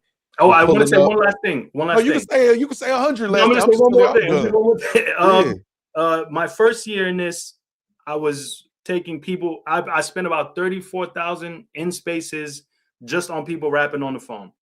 Year number 2, we got people outside rapping, created opportunities. Same people who was rapping on their phones, we got them outside and created opportunities. Year number 3, I started doing my own events and booking top tier matchups. Year number 4, it was all top tier matchups. Easy to Block Captain versus Suge, Big K versus New Jersey Twerk, you name it, right? Right. The next focus for me is consulting, because people hyper focus on the money that I spend battle rap, but they don't know that the countless phone calls I've made to create battles that I wasn't even financially involved in, the countless phone calls to develop talent. You know, when you see, I'll take Capo for an example. You see like a Capo talking about promo ideas, talking about ways to develop his brand outside of battling. I've had countless calls with different battlers that will call me just to run their content. I've had league owners call me to develop full cards, and we talk and then put a whole card together on the phone. And so I've been doing a lot of consulting. So my shift is to consulting, and I talked about ownership. Right. And I'm going to say this. I will start to purchase battles and place them on my channel. And I saw you do that, and I was inspired by that. But I do think archiving content is the next wave. Content creating revolves around ownership. So anybody watching this, if you're a battler, if you're a league owner, if you're a media personality, whoever you are, I pray that you continue to develop your brand. Seeing Rosenberg buy his own battle and put it on his channel, that's where we're all supposed to be headed. You should be elevating your brand. I've started doing merch. Y'all see me rocking my We the Fans hoodies and every piece of content I do. It's imperative. If you are in battle rap and you are trying to find ways to develop your brand, allow yourself to grow into different chapters. Do And not do stay it for the stagnant in right one place. reason. Do Do it for it the right reason, man. while helping, right? Yeah. So if you ever need help with consulting, if you're involved in battle rap and you need to talk to me and you want to talk about developing your brand, I charge $1. I've had tons of high profile people in battle rap call me. I charge them $1. You call me, we sit down to figure out ways to expand your brand. I'm here. We the Fans Consulting, whatever you need help with. I want to see battle rap grow. I want to see battlers grow. I want to see everybody make money. I don't give a damn about the BS. Y'all can miss me with all the BS. But if it involves developing your brand or it involves growing the culture, that's what I'm here for. And I appreciate this time that you've given me to speak on your platform. Can't wait till you come to mine because I got some questions going down. too. Yeah, it's going down. Listen, I'm excited. I got some questions too. This is my favorite type of content. Like they actually has substance. You know what I'm saying? Like and like I like entertaining. You know what I'm saying? I like fucking with my people, whatever, entertaining us, laughing and joking and shit. But they know I love substance, man, and building because it's so. I come from an era where everybody dream was to make something out of nothing. You know, we didn't look at like people today look at Scarface and they think it's about. He was the man, and what if you think about it, he never was really focused on no cars or none of that shit. He was focused, he was like an immigrant, washing dishes. He just wanted to be respected, wanted more, and he just had drive. So, and when he saw a woman he wanted, I don't care whose woman it is, I'm going after her. You know what I'm saying, or whatever. And he was just constantly like, you know, he had that like I come from an era where we look at shit different, man. So I want to create, I want to build, and I know what we could do. If we could back then, if hip hop could come from nothing and make something, we got something now. We got the internet, we got social media. Let's utilize these tools correctly and let's do something with the something. How we not able to make something out of something, but we can make something out of nothing? It doesn't make any sense. You know what I'm saying? So I appreciate everything, man, you've done for battle rap, man. Every time your name gets brought up, you know, and not that you need me to, man, but I've defended. I don't feel you can do no wrong. Not in the sense that you're perfect and you're not an imperfect human, but I know your intentions are pure. You know what I'm saying? And the actions are behind your words. Thank you. At that point, no matter what, I have to respect that. Whether it's you or anybody else. Likewise, I want to tell you that the integrity with which you use your platform, you utilize your platform to speak on important topics, how you're able as an orator to bring people together. Those are God-given skills. And it's great, you know, for people to put money into something, but we all play a part. For sure. None of us are greater than the other. We all play a part. When you sit and you talk about a battle that happened and you promote that on your platform, you're contributing to keeping this thing alive. Just as much as the person putting money or the person collecting the tickets at the door or whatever the case may be, we are all contributing to this thing. So I appreciate your contribution as well. And salute to you. And hopefully you'll help us figure out how to get some of these battle rappers into movies and things like that. I know you connected. We got the connections, man. Again, we're gonna talk more about some of the stuff I want to say for your platform and some of the things behind the scenes, man. So I appreciate you, man. I'm gonna catch you later. Just hit me up anytime, man. Salute. God bless. Yep. Frank White, y'all. We the fans, man. We the fans. Shout out to Frank White for pulling up, man, having a conversation, man. Y'all know that's my type of conversation, man. I like the fact that it's not all negative, that we have some type of solutions, some positivity, some insight, on top of, you know, just saying what's wrong, what we feel is wrong with the genre, or whatever, man. Shout out to everybody that did super chat. Nefarious One became a part of the Factz list. I think he was before, you just renewed. Shout out Poppy Cashmore, Free Smoke, all of y'all who donated. What's up, Tanisha Jackson, TJ Trill, Aaron London. I saw you going crazy in the comments. My dog Carolina in the building. IQ, Playboy Princess moderating like a moderator. Carl D, what up, though? David Campbell, you know what I'm saying? Say the field is going, everybody's battled everybody, no new superstars. I agree, TJ, 100%. What's up, Mighty James? So yeah, I'm on, what is it, hour 38 minutes on the nose. All right, so we got about maybe 10 minutes, y'all, if that, or whatever. I don't really want to dilute this live stream. Say love talking to Frank. It's always good. Facts, Nisi. Facts. So listen, right? I do have a new channel. I want to give y'all maybe a week or two to just find it on y'all own or whatever, as y'all see me putting content on it, because I don't want to promote it in battle rap or whatever. Even though I know some of y'all gonna make y'all way over it, and then eventually, you know, I'll let y'all know it exists. But I just kind of want y'all to find it on y'all. I feel like y'all gonna find it on your own. I have a sponsor, beer product sponsor, A guy I knew for years. We actually met him developing his own beer products or whatever like that. Super fire products. Like we just like disconnected the way he was coaching. He got a kid now playing college ball. You know, he goes out of town, out of the country. I'm actually might bring him up or whatever, but we got him and several other sponsors, man, that's been cooking up. Me and him agreed to something or whatever. So y'all will see a commercial with him on there. His name is Ali or whatever. Y'all will see his beer products. I'm gonna have a members only also. Y'all will see me how I use the beer wash conditioner. It's growth serum, oil, beer butter, beer balm, all of this stuff like that.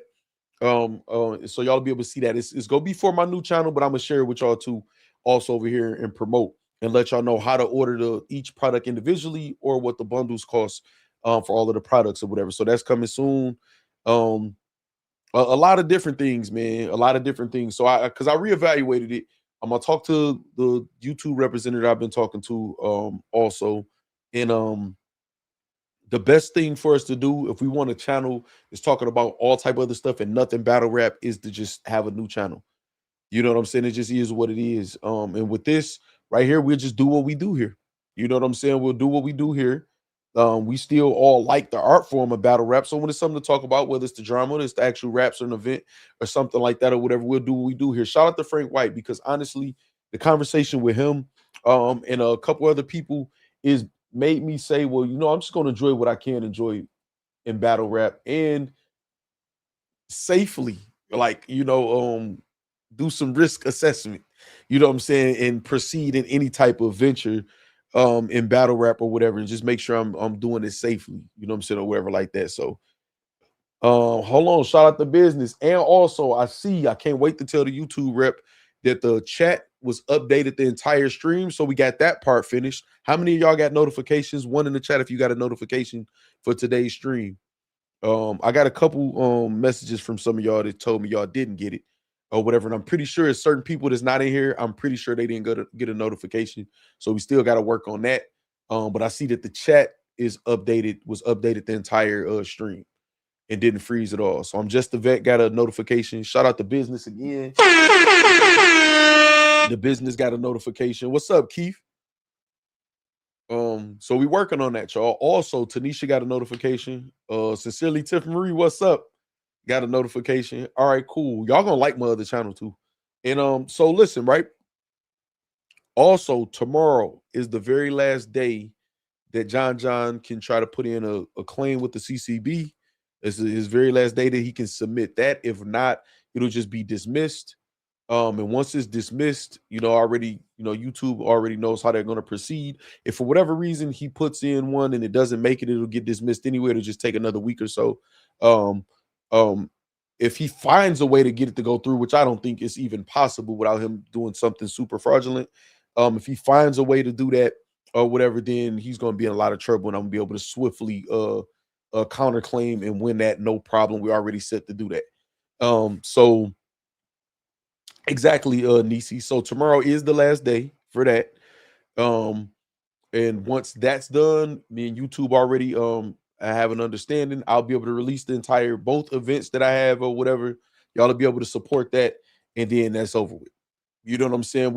I'll go over all of the things that happened throughout that situation and be able to let y'all know some of the stuff that I didn't let y'all know either. So like I said, tomorrow's his last day to do it. He could do something to try to he still got time today, a little bit of time today and tomorrow or whatever like that. So Terrell Mayer, what's up? So yeah, so it's that's that. You know what I'm saying? I told y'all it would just be a matter of time. Nisi say he did all this just to do nothing, man. Say he really can't do anything. No, not really. He caused he was just an annoyance. He just wanted to delay. His emotions got the best of him. He saw them battles doing that number, people teasing him and stuff like that, and his pride got in the way. I don't even really have anything personal against John. I'm actually, after all of this is said and done or whatever. No, I take the legal actions towards me personally for sure, but that's why you have legal proceedings and processes to combat that. You know what I mean? Or whatever to do that. And that's, you know, that'll be easy. Trooper, what's up? Also, gaming channel is going down. It was supposed to go down like 2 days ago or something, but I gotta fix something though. Me and the other streamers that's doing it gotta fix something. BTG Gaming, make sure y'all go subscribe. I'm not sure it's gonna be today if we over there, but me, Chabata, and a couple other streamers, man, that y'all might know and love, is putting something together on the gaming channel that's fire. That's fire. That's fire. I almost exposed it by mistake because I had some stuff set up or whatever that y'all was gonna be able to see when I turned the camera on or whatever. But make sure y'all go subscribe over there and get ready for that. But yeah, so that situation to be over with. And then that's that. Again, we'll release the battles. I'm pretty sure we'll see a spike in views and subs and get some traction going. So I've been working with YouTube to try to figure that out. To get our notifications going back out, our chat. Like I said, we got like people attempted to flag us like 130 plus times, man. Like if y'all see y'all going to see it because I'm going to show y'all or whatever. And also it's 2 companies that was trying to help. And that was from people in battle rap trying to utilize these companies to go against me or whatever to help John or for whatever other reason, to help untie us and other stuff like that or whatever. They tried their damnedest or whatever to get us up out of there or whatever. And again, it was everything that I did was worth the channel having to go through that turbulence or whatever for the past, month and a half or whatever like that. So we'll be back up and running and doing our thing, man, in no time or whatever. Like I said, if tomorrow, damn, I owe y'all a 24-hour stream attempt. I got 2 days. I got the 27th and the 28th. Damn. I didn't think about that. I forgot it's a short month. So I got to figure that out too, huh? All right, we'll figure it out. Heem say facts. I'm about to try Arc Raiders out this weekend. I've been watching clips of it. I think it would be a good game for the gaming channel. I do too, Heem. A lot of people put me up on it. And I'm going to start playing a game with y'all too, with some of the people that's on the channel.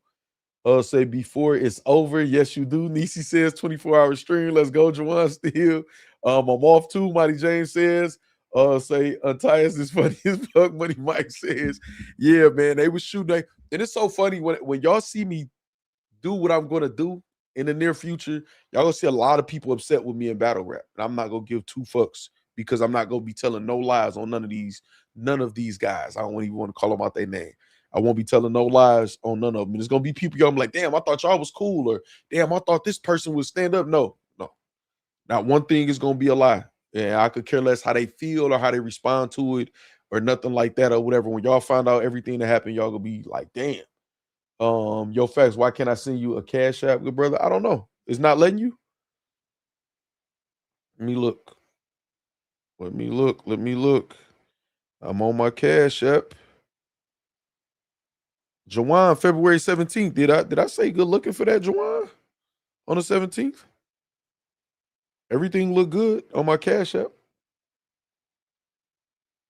Everything looks good on the cash app. You should be able to send it. It says not receiving right now. I'm not, hell no. Somebody do a what cash app you send it to? Factz Nation 101, right? Oh, hell no. Not receiving cash apps right now. What my settings at, man? They lying to you. You hear me? The business. That's what they get for backing that man with no real knowledge. Yeah, Nisi, this was so crazy, Nisi. They backed him with knowledge. It was just about going at me. Like, if you knew the people who secretly had something against me, but I read people, man. It's people that smiled in my face several times or whatever, and I'm just looking at them like, you so full of shit, and I see right through you or whatever. They knew what was up. Nobody thought he did anything good or right. Say, oh, it's the 3131. Okay, I got you. Okay, boom. Good, man. Yeah. It should say Factz Coleman on there. The business, you hear me worried. You hear me? Yeah, Nisi, they knew. Say, I'll give you 2 clean jaws and undisputed. Hey, we could do that. I done got kind of nice. And I practiced with Wilder because, he don't got the most highest skills. So I'm like, if I could get good with him throwing combinations and stuff, I should be able to use other people too. So we definitely could run it in undisputed. Say this the retrograde for exposure. Yes, a lot of stuff going on, Nisi. And I think I'm going to clip up. Maybe I'm going to clip up this interview. Frank got a lot of good jewels. He said a lot of stuff.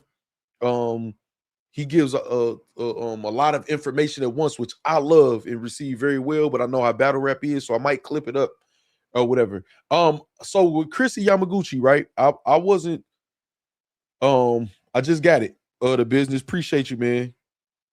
Appreciate you. I got you doing. Hey, the business. I got you. I got you on that request. I got you, man. Or even message me on IG, and I got you. I got you. That was funny as hell. That's funny as hell, man. Appreciate the cash app, man. So look, right, Chrissy Yamaguchi. It wasn't like I was a super fan. You know what I'm saying? I done heard her battle before. I done heard her be dope before, whatever like that. So anybody that was a fan of her, any friends or family or whatever, condolences. What I don't like is how people run straight to Twitter, IG, or whatever, and just start posting pictures of the deceased to get attention to themselves, or like when somebody get arrested, like Geechee Gotti situation. Battle rap is so disgusting. Salute to you, Factz, still trying to say battle rap. You gave out enough gems this last 2 years. David Campbell, I got something you and your wife go love too concerning battle rap. But yeah, we're gonna just have our own brand of it, David. We're gonna have our own brand of it. But yeah, I think it's disgusting that what battle rap does, it's just become a place to where it's just not a proud place to be a part of. So the people that are like the Frank Whites and other artists and certain people, man, that that got the courage to not have to still try to be in the cliques and shit like that. We could work together. Other than that, man, I'm cool. But that should be disgusting what they be doing on social media, man. Everybody is like attacking people, trying to, like I say, even with the Verb shit, I just don't understand that. I understand like Hitman and ARP got like smoke with him and shit like that, but even still, even with that, like with just a battle rap, you can't erase somebody's legacy, dog. We don't have any. These the people that, like, these the building blocks of battle rap, and that's Hitman included, Mook, Lux, or whatever. It's like battle rap so destructive. They hate themselves, man. But it's just a lot of disgusting shit going on. I don't think that's cool.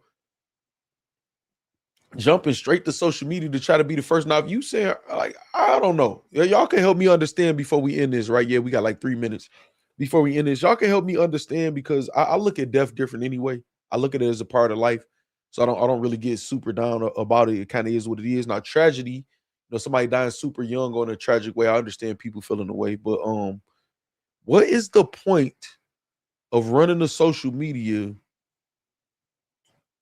and doing all of that? The person, like, you talking to the person, well, maybe even if you have the beliefs that you feel like they can hear you because they're in a different place in like spiritual realm or something like that, well, you wouldn't want to do that in private. Like, you wouldn't want to do that amongst other friends and family, like, and share that and make that sacred. Like, you would take that to social media where your last other post was talking about sex or something crazy or trolling or whatever, and then we supposed to take serious this beautiful soul with me and all this other shit that you saying. Like, y'all gotta help me understand what's the point of all of that. Like, when Geechee got arrested, everybody ran to social media to put pictures of them and Geechee Gotti, which is like, I don't know, I got pictures of me and Geechee Gotti interviews and stuff or whatever. Like, I don't know. Y'all can help me understand what that is. Now, actual friends and I guess, but I don't get that. Y'all got to help me out. I don't understand it. It could be because I'm old and it just is what it is. You know what I'm saying? No, I can't do it in private because then how would the world know I did it? Exactly, Nisi. And those of y'all who don't get it, it's sarcasm in Nisi's comment. Those of y'all who don't get it, don't attack Nisi because y'all are ignorant. Well, yeah, it's that's what I'm saying. Like, I don't want to battle rap, man. I'm not gonna lie, man. Like, this shit is fucked. I'm sorry, man. Frank White is refreshing, man. It's artists and shit too. You know what I'm saying? It's artists, even with Easy, like right now. Like, I don't care if you like Easy, you don't like Easy. We don't got a lot of polarizing people in battle rap that can cause, like, motion, man. Like, y'all don't want to preserve that. Y'all saying y'all want this shit to keep going. And I'm talking about the other artists and shit too. Like, what are y'all doing? Like, y'all trying to destroy each other, like, in real life using the internet. Like, what do y'all get out of that? Like, what do y'all get out of that? Like, other than people with heinous, then y'all celebrate the people with like heinous crimes and shit like that. Y'all celebrate them. I don't get it, man. I don't get it, dog. I don't get it. I don't get it. I don't get it. All right, well, listen, I appreciate y'all tuning in. We got to get them notifications up or whatever. I'm still working on that with them. I'll keep y'all updated. Like I said, John has 1 day left. Actually, let me check. Let me see if he done snuck a claim in. And I'm not gonna lie, man. I'm kind of maybe glad that could be over, because I wanted him to get through, because I know it'll be so easy to counterclaim and win. But I just don't like having that bad energy. I got bad energy with that nigga. You don't take no legal action against me, especially falsely or whatever. So, but he got 1 day. He got 1 day to get a claim in. And you know, maybe, you know, I'm feeling like, let me just execute my contract, tell the story, and move on. But I don't know. I feel like that's showing mercy. He didn't affected my channel with strikes, affected revenue, torturous interference, lies, moving on bad faith, everything you could think of legally or whatever, man. And everything is set up for me to, legally. So I don't know. But he got a day. He has a day. You say, it's no big matches left. Beasley said URL about to do a bunch of rematches. Money Mike says. Yeah, shout out to Corshell, moderate on this channel, man. He sent me a fire graphic of Smack that represent the rematches. I ain't even gonna say it. I'm just gonna post it and put it up there, man. Shout out to Corshell. But yeah, it's like that's where we at. But that's why I said that we should reset the culture, though. Take all that shit away. Niggas go swear up and down they miss that shit. You know what I'm saying? They go take it away from them. I keep telling y'all, if they announce that they discontinuing the Big Mac in a week, y'all gonna see McDonald's lines everywhere. Everybody posting Big Macs, crying. Oh my God, they're taking away my childhood and this and this. Man, you gonna see take all that shit away. Jose Soto, what's up? You said, what's the word? Facts, no fucking mercy. You heard? Yeah, man. That's how. But I don't want to go past my mark either, though, Jose Soto. So I'm just thinking, but I'm definitely on the no mercy. You hear me? Trust me, man. Appreciate you, man. But yeah, man. I say take battle rap away. Erase all that shit off the URL, YouTube. Take it all away, and then remarket it. You know what I'm saying? Tell the history of it. People going like right now, if I name certain classic battles, I'm like, dang, I need to go watch that again. Maybe you know what I'm saying? You know what? Depending on how we talk about it or if we debate about it, you'll go watch it again. So imagine if they announcing JC versus Chilla Jones.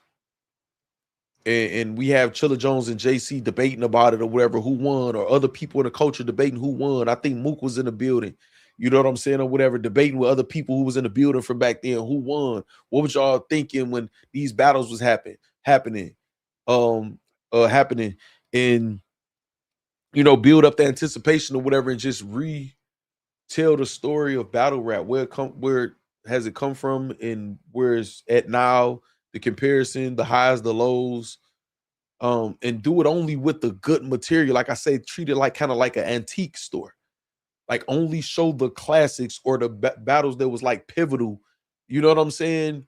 And battle rap changing when we first heard certain types of punches, B Magic flow and punches, conceded, grind time and all that, like re-release that shit and get everybody excited about like how that shit was and keep us guessing on what's to come. You know what I'm saying? Start an official record for certain people. You know what I'm saying? People could sign up, battlers. Me in the battle. I'm always use Hitman and Surf because that's just one of the biggest battles. They could decide, okay, yeah, we want to enter in to being on the official, records of battle rap. So we want to debate our battle. We'll combine 3 different platforms, chat poll results, and then that'll determine who officially won. And that's the official record. Now they got records on the app and stuff like that. Whatever, that's cool. But I'm just talking about but I don't know, man. Like just something different. I'm trying to go back and rewatch. But Factz is doing him the business. But yeah, man. Like so, I think just delete all that shit or make it private. You ain't got to delete it. You know what I'm saying? Like you could make it private so you could keep the views there in case you ever want to, put it back up as is. Retell the story and don't half-ass do it.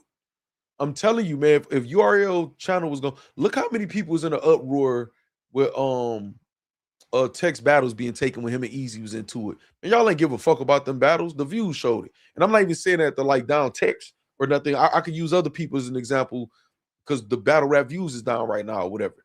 And y'all ain't care that battle was down. It was just it's either I'm on Easy side or on text side. If you're on Easy side, yeah, fuck that nigga. You're on text side or whatever. That's crazy taking down a battle. His content and man, battle rap content is just sitting dormant on YouTube right now. There's no excitement about it. It's oversaturated or whatever like that. Take it away. Matter of fact, I'm calling Easy. I'm about to take all that trenches stuff off, get with the battlers, help them to understand why you're doing it, and tell the story of the trenches up to this point. Tell the whole history, documentary of the trenches. Even I'd love to see Easy having a conversation with Muwap, text all of the former members. Or it might be a couple of them he not go do that with, and not in very understandable or whatever. But even if he sent, I don't know. Yeah, it's one or two people I know for sure that's not gonna happen with. But retell the story of the trenches. Tell the history of the trenches. You know what I'm saying? Tell the story of Chrome. How it turned from a dream come true to some female battlers and people having to be able to get next to Remy Ma as an artist or whatever and hear her opinion on your bars as a female rap artist and had an opportunity to get paid more money you didn't get paid or whatever, and then how that dream turned into a nightmare of a situation and just controversy and stuff like that. Like, and delete all the fluff. If a battle ass, it shouldn't. Don't put it out there. This is what it is, man. It is what it is. It is what it is, man. All right, man. I'm about to get out of here, man. I appreciate y'all, man, humoring me. Shout out to Frank White again. We at the 2-hour mark. I'm out of here. I'm pretty sure I'll see y'all tomorrow. What is tomorrow? Friday. That's trash day. I kind of lined myself up already. I was supposed to cut my hair. Now I don't even got enough hair to cut. So to line myself up. But I'm gonna definitely be here tomorrow, I believe, y'all. I got y'all. Stay tuned to the gaming channel too, and be on the lookout for my new channel. I'm not telling y'all the name of it or nothing, man. Y'all just gonna have to find it. You'll have to find it. I'm gonna give y'all like a week or two. I ain't decided, but I'm just gonna be putting content on there or whatever. I put a clip on there the other day, a video, like a 9-minute video, and it did great.